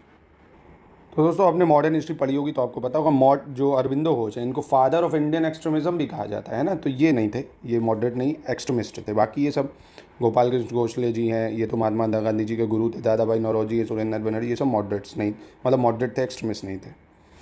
नेक्स्ट कह रहा है which of the following battle led to the occupation of British in India? निम्न में से कौन सी लड़ाई ब्रिटिश का भारत में बढ़त करने की जिम्मेदार है? Battle of Talikota, battle of Buxar, battle of Samugarh या बैटल ऑफ पानीपत? तो ये है बैटल ऑफ बक्सर। इसके बाद ब्रिटिशर्स को दोस्तों आपको पता है पूरी बंगाल की मतलब बंगाल, बिहार, उड़ीसा सबकी दीवानी राइट्स ही मिल जाएगा। तो यहाँ से ब्रिटिशर्स का विस्तार फिर हो जाता है। नेक्स्ट कह रहा है with reference to the relation of the princely states with British crown which among the following report said that paramountcy must remain paramount? मतलब अंग्रेजी मुकुट के रियासती राज्यों के संबंध के संदर्भ में कौन सी रिपोर्ट में कहा गया है कि प्रमुखता ही प्रमुख रहनी चाहिए? हंटर कमीशन, स्टॉर्शी कमीशन, बटलर कमीशन या कैम्पबेल कमीशन? तो ये दोस्तों बटलर कमीशन की रिपोर्ट में था, ठीक है। बटलर कमीशन जो 1927 में बना उसमें कहा गया था। First movement launch against the British in India was? पहला आंदोलन अंग्रेजों के खिलाफ भारत में कब शुरू किया गया? स्वदेशी आंदोलन, खिलाफत, क्विट इंडिया, नॉन कॉपरेशन? तो अंग्रेजों के खिलाफ आपको पता होगा स्वदेशी आंदोलन जब पार्टीशन ऑफ बंगाल हो गया था तब शुरू करा गया था स्वदेशी आंदोलन, ठीक है। नेक्स्ट कह रहा है who was the founder editor of famous newspaper Kesari during the India's struggle of independence? Mahatma Gandhi, Bipin Chandra Pal, Bal Gangadhar तिलक या मोहम्मद इकबाल? तो केसरी अखबार था दोस्तों बाल गंगाधर तिलक का, ये पता होगा आपको। फिर कह रहा who was the national leader to be elected as speaker of central legislative assembly in 1925। कौन राष्ट्रीय नेता चुना गया था केंद्रीय वैधानिक सभा के सभापति के रूप में 1925 में? मोतीलाल नेहरू, विट्ठल भाई पटेल, वल्लभ भाई पटेल या सी आर दास? तो ये इलेक्ट हुए थे दोस्तों विट्ठल भाई पटेल जी, ठीक है, Vitthalbhai Patel. The Vaikom Satyagraha in 1924 was led by. जो वैकम सत्याग्रह 1924 में किसके नेतृत्व में हुआ था? केशव मेनन, चित्तरंजन दास, महात्मा गांधी या लाला लाजपत राय?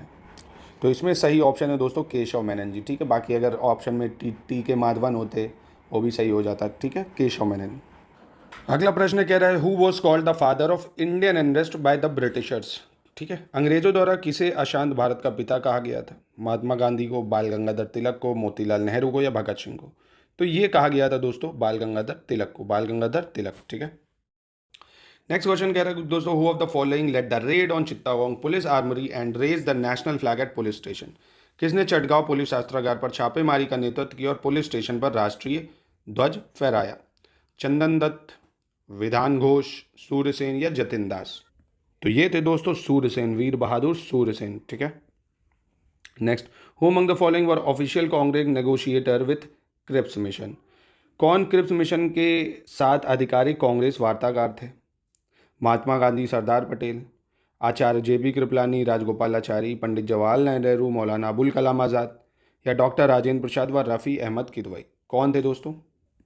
तो दोस्तों ये थे पंडित जवाहरलाल नेहरू और मौलाना अबुल कलाम आज़ाद जी, ठीक है। नेक्स्ट कह रहा which of the following was the first revolutionary organisation of Bengal? कौन सा पहला क्रांति संगठन था जो बंगाल से था? हिंदुस्तान सोशलिस्ट पार्टी, अनुशीलन समिति, इंडिया हाउस या जुगांतर पार्टी? तो ये थी दोस्तों अनुशीलन समिति जो कि 1902 में बनी थी, मतलब सतीश चंद्र बोस थे और BP मित्रा, ठीक है, सतीश चंद्र बोस और BP मित्रा ने इसको बनाया था, ठीक है। Mahatma Gandhi served his first jail term in Johannesburg South Africa in the year? Johannesburg दक्षिण अफ्रीका में महात्मा गांधी ने किस वर्ष अपनी पहली जेल अवधि पूरी की थी? 1906, 7, 8 या 9? तो ये पूरी की थी इन्होंने 1908 में, ठीक है, 1908। नेक्स्ट कह रहा हूँ among the following was the author of the book Hind Swaraj? Hind Swaraj का पुस्तक का लेखक कौन है दोस्तों? बाल गंगाधर तिलक, महात्मा गांधी, गोपाल कृष्ण गोखले या MG रनाडे? तो इसके लेखक है दोस्तों गांधी जी हैं इसके लेखक। हिंद स्वराज के कौन है? गांधी जी, ठीक है। नेक्स्ट कह रहा है निम्नलिखित में से कौन सा देश उत्तरी सागर से तेल और प्राकृतिक गैस नहीं निकालता है? Which of the following countries does not extract oil and natural gas from North Sea? Norway, Germany, Sweden या डेनमार्क? तो दोस्तों ऑब्वियसली जर्मनी नहीं निकालता, ये सभी स्कैंडिनेवियन कंट्री हैं, नॉर्वे, स्वीडन, डेनमार्क, ये सब निकालेंगी नॉर्थ सी, क्योंकि वहीं पे जर्मनी नहीं निकालेगा। नेक्स्ट कह रहा है in India's import of edible oil about 60%। Bharat के आयात खाद्य तेलों में 60% क्या है? सोयाबीन तेल, कैनोला तेल, ताड़ का तेल या जैतून का तेल? पाम ऑयल दोस्तों, या ताड़ का तेल जिसको बोलते हैं, काफ़ी ज़्यादा यूज़ होता है ये भारत में भी, खैर नुकसान भी काफ़ी देता है। फिर कह रहा है betel leaf of which one of the following state has been accorded a GI tag? निम्न राज्यों में से पान के पत्तों को किस राज्य ने GI टैग प्रदान किया है? आंध्र प्रदेश, केरल, MP या मिजोरम? तो ये मिला है दोस्तों केरल को, ठीक है, केरल को। नेक्स्ट कह रहा है which of the following canal system irrigate area of Bihar? निम्न में से कौन सी नहर व्यवस्था बिहार के इलाकों में सिंचाई करती है? Upper Ganga canal, Sharda canal, Triveni canal या ईस्टर्न यमुना कैनाल? तो one and only Triveni canal करती है दोस्तों। नेक्स्ट है फिर consider the following crops of India which of the above is used as pulses, fodder and green manure? कौन सी फसलों को दाल, फली एवं हरी खाद बनाने में इस्तेमाल करा जाता है? काउपी यानी लोबिया, हरी दाल यानी ग्रीन ग्राम, पिजन पी यानी अरहर? कौन सा सही है? तो दोस्तों तीनों ही इस्तेमाल होंगी, ये तीनों बिल्कुल करेक्ट है। Cowpea, green gram, pigeon P, ये तीनों ही बिल्कुल सही है। नेक्स्ट कह रहा है which of the following term represent soilless farming? कौन सा शब्द मिट्टी रहित खेती को निरूपित करता है? मिट्टी रहित खेती, हाइड्रोपोनिक्स, विटीकल्चर, हॉर्टिकल्चर या एपीकल्चर? तो देखिए मिट्टी रहित खेती जो होती है वो होती है एपीकल्चर, मधुमक्खी पालन। यहाँ पे मिट्टी का यूज़ नहीं होगा, है ना, हनी बी वगैरह चाहिए, शहद चाहिए, तो मिट्टी का कोई काम नहीं है यहाँ। बाकी इन तीनों में हमें मिट्टी की ज़रूरत पड़ेगी। पैडी कल्टीवेशन रिक्वायर, धान की उपज को क्या चाहिए? Low temperature high humidity, high temperature low humidity, low temperature low humidity या हाई टेम्परेचर हाई ह्यूमिडिटी? तो दोस्तों इसको चाहिए देखो हाई टेम्परेचर और हाई ह्यूमिडिटी, ठीक है, इसको टेम्परेचर भी ज़्यादा चाहिए और ह्यूमिडिटी भी ज़्यादा चाहिए पैडी कल्टीवेशन को। Next the function of agriculture cost and price commission is to decide on. खेती कीमत व मूल्य आयोग का मुख्य कार्य क्या तय करना है? खाद व कीटनाशक की कीमत, फसल बीमा, न्यूनतम सहायक मूल्य या खुदरा मूल्य दालों व फलियों का। तो दोस्तों देखिए, agriculture cost and price commission का मेन काम है एमएसपी को डिसाइड करना। किसको? एमएसपी को, ठीक है। अगला प्रश्न देखते हैं। Red root of sugarcane is caused by. गन्ने की रेड रॉट या लाल घास रोग कैसे होता है गन्ने में? तो बड़ा ही फेमस है ये एक फंगस होता है, कलेक्ट्रोट्रिचम फैल्केटम, ठीक है। काफ़ी अलग सा नाम लग रहा होगा आपको, कलेक्ट्रोट्रिचम फैल्केटम, इसकी वजह से होता है, ठीक है। नाम याद रखना, फिर से नाम याद रखना, कलेक्ट्रोट्रिचम फैल्केटम, ठीक है। अगला क्वेश्चन दोस्तों कह रहा है which of the following statement is not true about intensive subsistence agriculture. मतलब हिंदी में इसको क्या कहते हैं? निम्न वाक्यों में से कौन सा सही नहीं है गहन निर्वाह फसल के लिए, ठीक है। तो इसको देख लेते हैं। कह रहे हैं it is a practised in area of low population pressure on land. दूसरा ऑप्शन है high dosage of biochemical inputs and irrigation are used. तीसरा it is a labour intensive farming. चौथा है the farmers continue to take maximum output from the limited land, ठीक है। मतलब हिंदी में कहें तो ये प्रयोग में होता है कम जनसंख्या वाले इलाकों में, ज़्यादा मात्रा में रासायनिक व सिंचाई इस्तेमाल होती है, ये गहन मेहनती खेती है या किसान सीमित ज़मीन से ज़्यादा उत्पाद ले सकते हैं। तो यहाँ दोस्तों पहला ऑप्शन गलत हो जाता है, क्योंकि जहाँ कम जनसंख्या है वहाँ ये थोड़ी होगा, जहाँ पे ज़्यादा जनसंख्या होता है, पॉपुलेशन हाई होती है, वहीं पे इंटेंसिव सब्सिस्टेंस एग्रीकल्चर होता है। क्यों होता है? क्योंकि वहाँ की लोगों की ज़रूरतों को पूरा करने के लिए ज़्यादा करना पड़ता है, गहन निर्वाह फसल ज़्यादा करना पड़ता है, ठीक है। नेक्स्ट देखते हैं। कह रहा है in a tea plantation apical buds are removed to dash. शिखर कली को हटाया जाता है चाय की खेती में डैश। जड़ बहुसर्जन बढ़ाने के लिए, पत्ती का आकार बढ़ाने के लिए, शाखा बढ़ाने को बढ़ावा देने के लिए या पत्तियों की संख्या कम करने के लिए। तो दोस्तों इसको हटाया जाता है पत्ती के आकार को बढ़ाने के लिए, ठीक है, इसको याद रखिएगा। इंक्रीज करता है ये क्या, जो लीफ साइज होता है उसको बढ़ाता है। अगला क्वेश्चन देखते हैं। कह रहा which of the following is a climacteric fruit. नहीं, क्लाइमेक्ट्रिक फ्रूट है। इसमें से कौन क्लाइमेक्ट्रिक फ्रूट है, यानी संकटकालीन जो फल है वो है।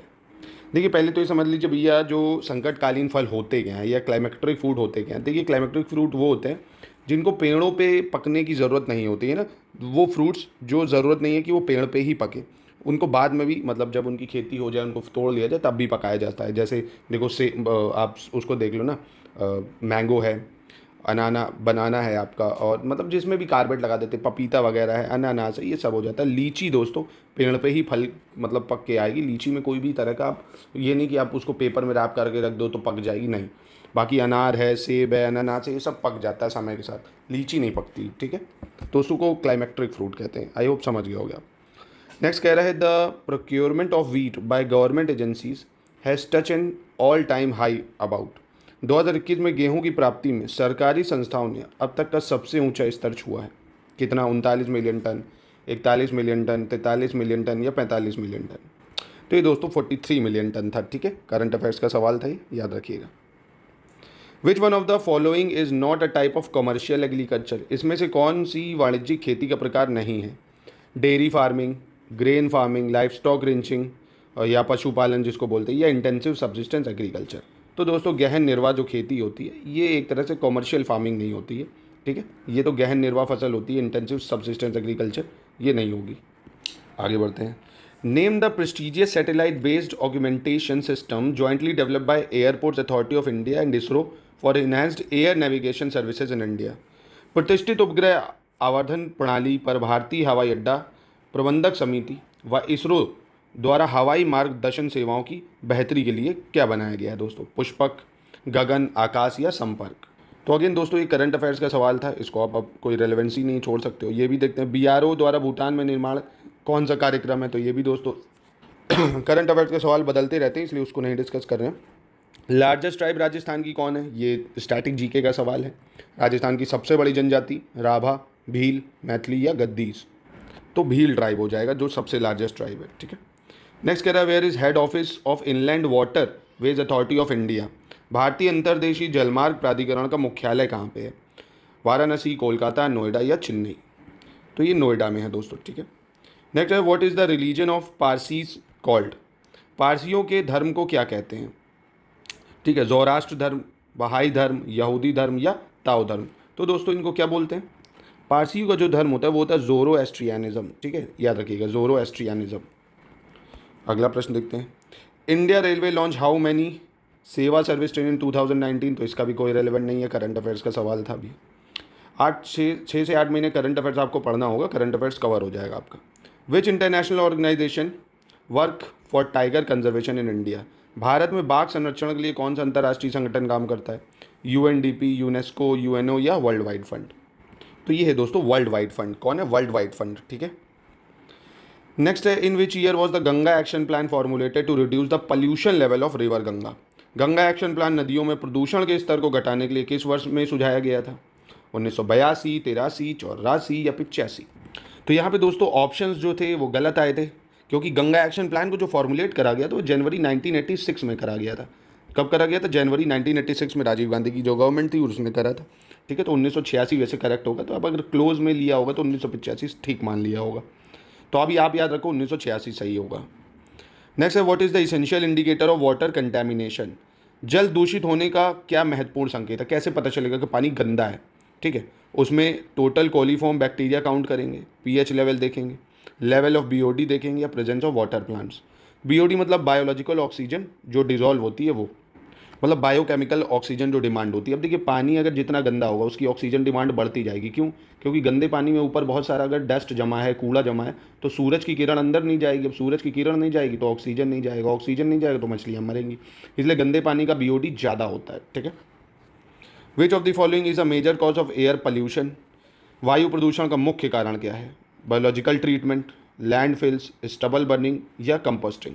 तो दोस्तों देखिए जो स्टबल बर्निंग है इसको मेन कॉज माना जाता है एयर पॉल्यूशन का, स्टबल बर्निंग। ठीक है, दिल्ली में तो सबसे ज़्यादा इसके कारण होता है।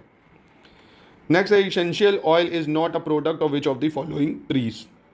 आवश्यक सुगंधित तेल का निर्माण इनमें से किस पेड़ से नहीं होता है? लेमन ग्रास, सिट्रोनेला, यूकेलिप्टिस या भांग जिसको हेम्प कहते हैं। तो दोस्तों इसमें लेमन ग्रास जो है दोस्तों, लेमन ग्रास ये थाईलैंड वगैरह में, वियतनाम वगैरह में यूज़ की जाती है। सब खाने के लिए, प्रोडक्ट के लिए बहुत अच्छे से यूज़ करी जाती है। एकदम जैसे वो होते हैं शलजम के पत्ते, वैसे ही होता है ये एकदम। ठीक है, तो ये नहीं करते हैं। दूसरा, name the largest natural port of India. Kandla port, Visakhapatnam port, Jawaharlal Nehru port या हल्दिया पोर्ट। तो ये है मुंबई का जवाहरलाल नेहरू पोर्ट। ठीक है, Indian language do not belong to which of the language group. भारतीय भाषाएं किस भाषा समूह से संबंध नहीं रखती हैं? Dravidian, Indo European, Tibeto Burman group या बंटू लैंग्वेज ग्रुप। तो दोस्तों इसका है बंटू लैंग्वेज ग्रुप। इससे नहीं करती, क्योंकि ये जो बंटू लैंग्वेज ग्रुप है ये आपको जो अफ्रीका की सदर्न कंट्रीज़ है वहाँ का एक ग्रुप माना जाता है। तो ये वहाँ से संबंधित है ना। और इंडो आर्यन आपको पता है कहाँ से आए, इंडो यूरोपियन है, तिब्बतो बर्मन है, द्रविडियन है, ये सब सही। Name the state with highest female sex ratio. सबसे ज़्यादा फीमेल सेक्स रेशियो कहाँ पे है? मेघालय, असम, केरल या मणिपुर में। तो बिल्कुल केरल में ही सबसे ज़्यादा गिवन ऑप्शंस में female sex ratio.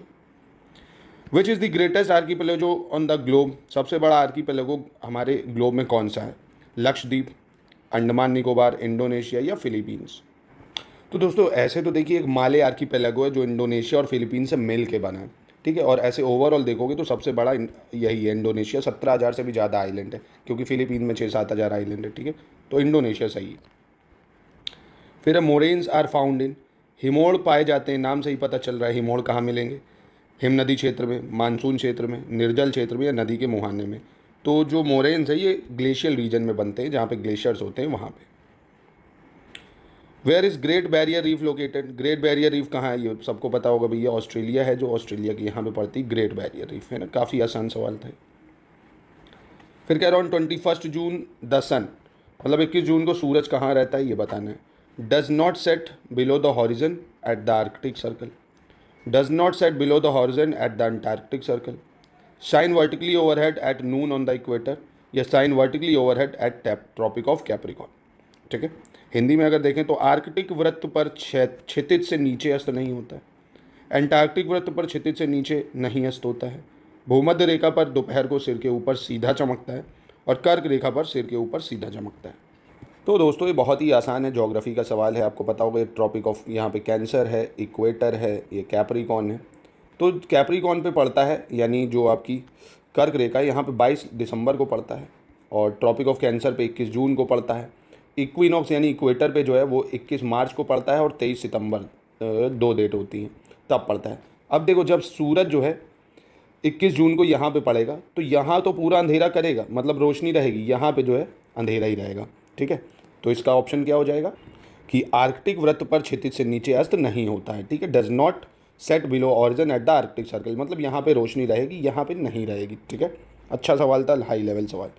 V shape valley is formed by, V shape valley जो देखी है ना आपने, उत्तराखंड गए होगे, कश्मीर वगैरह गए होगे, ऐसे वी शेप वैलियाँ बनती हैं। हवा बनाती है, नदियाँ बनाती हैं, अंडरग्राउंड वाटर बनाता है, या ग्लेशियर बनाता है? तो ऑब्वियसली रिवर ही बनाती है वी शेप वैली। आपको पता है, जैसे ये मैदान है, अब यहाँ से नदी अगर गिर रही है तो वो कट धीरे धीरे सालों में उसको काटती जाएगी और गड्ढा होता चला जाएगा ना, तो ये नदियाँ बनाती हैं। सुंडा ट्रेंच कहाँ पे है? इंडियन ओशियन में, पैसिफिक ओशियन में, अटलांटिक ओशियन में, या गल्फ ऑफ मैक्सिको में? तो ज्योग्राफी के लेवल के क्वेश्चन काफ़ी आसान आते हैं, तो बड़ा फेमस है ये, इंडियन ओशियन में। ठीक है, which is the largest lake in the world in terms of surface area? सतह क्षेत्रफल के अनुसार विश्व में सबसे बड़ी झील कौन सी है? हुरॉन, सुपीरियर, कैस्पियन सी, या तगन्निका? तो वन एंड ओनली कैस्पियन सी। नाम है सी पर यह है लेक। क्यों? क्योंकि ये समुद्र से नहीं मिलती है ना, पूरे बॉर्डर इसके बनाता है Caspian Sea, Azerbaijan, Iran, Kazakhstan, Russia वगैरह में। ठीक है, earthquake are caused by, earthquake किसकी वजह से आता है? अर्थ रेवोल्यूशन, टेक्टोनिज्म, डेन्यूडेशन, या अर्थ रोटेशन? तो ऑब्वियसली टेक्टोनिक एक्टिविटी की वजह से। किसकी वजह से? टेक्टोनिक, जो प्लेट्स इधर उधर मूवमेंट करती उसकी वजह से अर्थक्वेक आता है। मैं कह रहा, which of the following sea has highest salinity in the world? Mediterranean Sea, Dead Sea, Black Sea, या रेड सी? तो नाम से पता चलोगे, अमृत सागर जो है डेड सी, इजराइल में, जो जॉर्डन में, इजराइल में पड़ता है, यहाँ पे क्या है, इतना ज़्यादा इसकी सैलिनिटी की कोई चीज़ डूबती ही नहीं है ना। अब कुछ भी फेंकोगे वो तैरता है, क्योंकि डेंसिटी ज़्यादा है। नेक्स्ट आ रहा है, हिमलुम्बी, निलंबी निक्षेप, खंबा सतह पर जमने वाले किस भू आकृति के हैं? Stalactite, stalagmite, pillars are the depositional land forms of. तो ये दोस्तों अंडरग्राउंड वाटर के होते हैं। किसके? अंडरग्राउंड वाटर के। ठीक है, नेक्स्ट है, अल्प mountain range is located in which continent? बहुत ही फेमस है भैया अल्प mountain. Europe, south America, north America, या अफ्रीका? तो दोस्तों यूरोप में है अल्प माउंटेन रेंज, पता होगा आपको, मतलब Italy, France, Switzerland, Austria, Germany, यहाँ पे पड़ते हैं ये। और अल्प का सबसे ऊंचा माउंटेन है माउंट ब्लैंक। ठीक है, माउंट जो ब्लैंक है ये सबसे ऊंचा पर्वत है अल्प्स का। Name the continent that form a mirror image of each other? North America, south America, Asia, Africa, Africa and south America, Europe और एशिया? तो ये दोस्तों अफ्रीका और साउथ अमेरिका के लिए कहा जाता है, दोनों एक दूसरे की इमेज की तरह है ना, अफ्रीका और साउथ अमेरिका। ठीक है, which dam is called the Afghan India friendship dam? तो काफ़ी फेमस है ये, सलमा डैम, नाम से ही पता चलता है आपको, कई बार न्यूज़ में तो ये रहा है बहुत, Salma dam. Headquarter of World Meteorological Organization is located in? अब वर्ल्ड मेट्रोलॉजिकल ऑर्गेनाइजेशन का हेडक्वार्टर कहाँ है? वॉशिंगटन, जिनेवा, मॉस्को, या लंदन? तो यह जिनेवा, स्विट्जरलैंड में। ठीक है, नेक्स्ट आता है, the the state UT of India Surajkund international. ये तो बेकार हो गया, करंट का सवाल है। ये भी बजट का सवाल करंट का है। Recently which state approved? ये भी करंट का है। Which hydrographic survey ship has been decommission after 40 year of service? ये भी करंट अफेयर्स का सवाल है दोस्तों। What is the theme of world environment day 2021? काम खत्म हो गया है, प्रेजेंट का देखो तो प्रेजेंट टाइम 2024 है, इसकी थीम ज़्यादा इंपॉर्टेंट है इस बार, आवर लैंड आवर फ्यूचर। ठीक है, आवर लैंड आवर फ्यूचर, ये इस बार की थीम है वर्ल्ड इन्वायरमेंट डे की, और ये हम लोग मनाते कब है? 5 जून को। ठीक है, आवर लैंड आवर फ्यूचर। ठीक है, which state government has decided to set up a Vedic education and sanskar board to promote Sanskrit language? ठीक है, कौन, किसने सेटअप करा है? हरियाणा, गुजरात, उत्तर प्रदेश, या राजस्थान? किस राज्य सरकार के द्वारा संस्कृत भाषा में वैदिक शिक्षा एवं संस्कार को प्रोत्साहन हेतु बोर्ड का निर्माण किया है? तो ये राजस्थान ने करा है दोस्तों। ठीक है, करंट अफेयर्स का सवाल था ये, उस टाइम तो पूछा गया था ये भी। विच ग्लोबल ऑर्गेनाइजेशन हैज़ रिलीज्ड? ये भी बेकार हो गया, करंट का सवाल। Which Indian American appointed senior? ये भी हटाओ, साइड हो गया, ये करंट का है। तो करंट के सवाल देख लो, ठीक ठाक लेवल के आ जाते हैं। नीति आयोग ने कौन सा मिशन लॉन्च करा था न्यूट्रिशन के नाम पे? NITI Aayog has launch a national digital, ये भी करंट का है, ये हटाओ इसको। Which Indian origin author poet has won the prestigious? ये भी दोस्तों हटाओ इसको, करंट का सवाल है। The minister of electronic information technology has launch cell program. तो ये सब अब करंट के सवाल आने लगे। तो अब ये करंट के सवाल हैं, तो ये सब डिस्कशन करंट का बनता नहीं है, क्योंकि करंट का तो करंट में ही देखेंगे। हाँ, ये जीएस का सवाल है। Mahakumbh Mela is generally organised every year, 10 year, 12th year, 14 या 16। तो हर 12 साल में लगता है कुंभ दोस्तों, ठीक है। First conference of all India किसान सभा वॉज हेल्ड इन। संपूर्ण भारतीय किसान सभा का प्रथम सम्मेलन कहाँ हुआ था? प्रयागराज, कानपुर, लखनऊ या गोरखपुर? तो ये लखनऊ में हुई थी दोस्तों 1936 में, ठीक है, लखनऊ में। Where is Chakeri airport located? Varanasi, Kanpur, Agra या लखनऊ? तो ये कानपुर में Chakeri airport. In which of the following year the Taj Mahal was included in UNESCO world site? काफ़ी अच्छे क्वेश्चन है ये। 1988, 85, 83 या 80? तो 1983 में दोस्तों ताजमहल को यूनेस्को में जगह मिली थी, ठीक है। Next, Seer Govardhanpur in Uttar Pradesh is the birth place of which भक्ति सेंट? उत्तर प्रदेश में सीर गोवर्धनपुर किस भक्ति संत का जन्म स्थान है? रविदास, कबीर, दादू या रामानंद? तो ये दोस्तों संत गुरु रविदास का, ठीक है, संत गुरु रविदास का है। Uttar Pradesh doctor Abdul Kalam technical university is located at? Kanpur, Lucknow, Prayagraj या आगरा? तो ये है दोस्तों लखनऊ में, ठीक है। Freight village will function as? वहन शुल्क गांव किस रूप में क्रियान्वित रहेगा? संरचनात्मक स्थान, सुरक्षित क्षेत्र, माल जहाज केंद्र या हवाई पट्टी? तो नाम से पता चल रहा दोस्तों फ्रेट विलेज ये कार्गो हब के रूप में रहेगा। वहन शुल्क गांव है, प्रमोट मतलब ट्रांसपोर्ट शिफ्ट करेगा कार्गो को, ट्रैफिक जहाँ ज़्यादा होगा रोड से रेल की तरफ, ठीक है, उसको कार्गो हब बोला जाएगा। In Uttar Pradesh where is the only nuclear power plant located? Narora, Bulandshahr, Gautam Buddh Nagar, Sonbhadra या झांसी? तो कहाँ पे भैया? आणविक शक्ति संयंत्र केंद्र, तो ये नरौरा बुलंदशहर में एकमात्र। इन उत्तर प्रदेश ओल्डेस्ट वाइल्ड लाइफ सेंचुरी कौन सी है भैया? Hastinapur wild life sanctuary, Chandraprabha wild life sanctuary, Sonbhadra या चंबल? तो चंद्रप्रभा वाइल्ड लाइफ सेंचुरी ये सबसे ओल्डेस्ट है, ठीक है।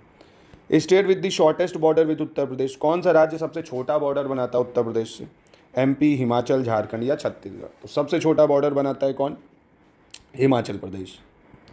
अगले प्रश्न पे चलते हैं। विच ईयर वॉज भारतेंदु नाट्य अकेडमी स्टैब्लिश? भारतेंदु नाट्य अकेडमी की स्थापना कब हुई? 1926, 1962, 1963 या 1975?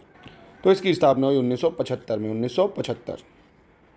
Next is the district with highest literacy percentage in Uttar Pradesh? Uttar Pradesh में सबसे ज़्यादा लिटरेसी कहाँ पे, मतलब साक्षरता कहाँ पे? औरैया, प्रयागराज, कानपुर या वाराणसी? तो दोस्तों देखिए कानपुर आ जाएगा इसमें। और अगर ओवरऑल पूछता अगर गौतम बुद्ध नगर नंबर ऑप्शन में होता है तो नंबर 1 पे गौतम बुद्ध नगर आता है, फिर कानपुर आता है, ठीक है। उत्तर प्रदेश लेदर टेक्नोलॉजी पार्क कहाँ खोला गया है? वाराणसी, बंथर, आगरा या औरैया? तो ये है दोस्तों बंथर, उन्नाव में, ठीक है। तो ये खत्म हुआ दोस्तों आरओ का एक पेपर आपको अगला पेपर भी फिर सोल्यूशन के साथ में और दूंगा। करंट अफेयर्स अगेन छोड़ देंगे, मैथ्स, रीजनिंग। अब इसका आप सेल्फ एनालिसिस करिए कि मैथ्स का लेवल, रीजनिंग का लेवल, साइंस का लेवल, यूपी जीके का लेवल, करंट अफेयर्स का लेवल कैसा रहता है और क्या आप मेहनत करके आरओ को निकाल सकते हैं इलाहाबाद हाई कोर्ट के। और नहीं भी निकाल सकते तो स्टडी फॉर सिविल सर्विस फिर का पेड ग्रुप लेके भी कंप्लीट प्रिपरेशन करके आपको एकदम लेटेस्ट एंड और पैटर्न के साथ सिर्फ उतना जितना सिलेक्शन के लिए ज़रूरी है वही चीज़ें दी जाती हैं। तो अपने दोस्तों को भी प्रमोट करिए, मतलब शेयर करिए और ख़ुद भी अच्छे से पढ़िए दोस्तों।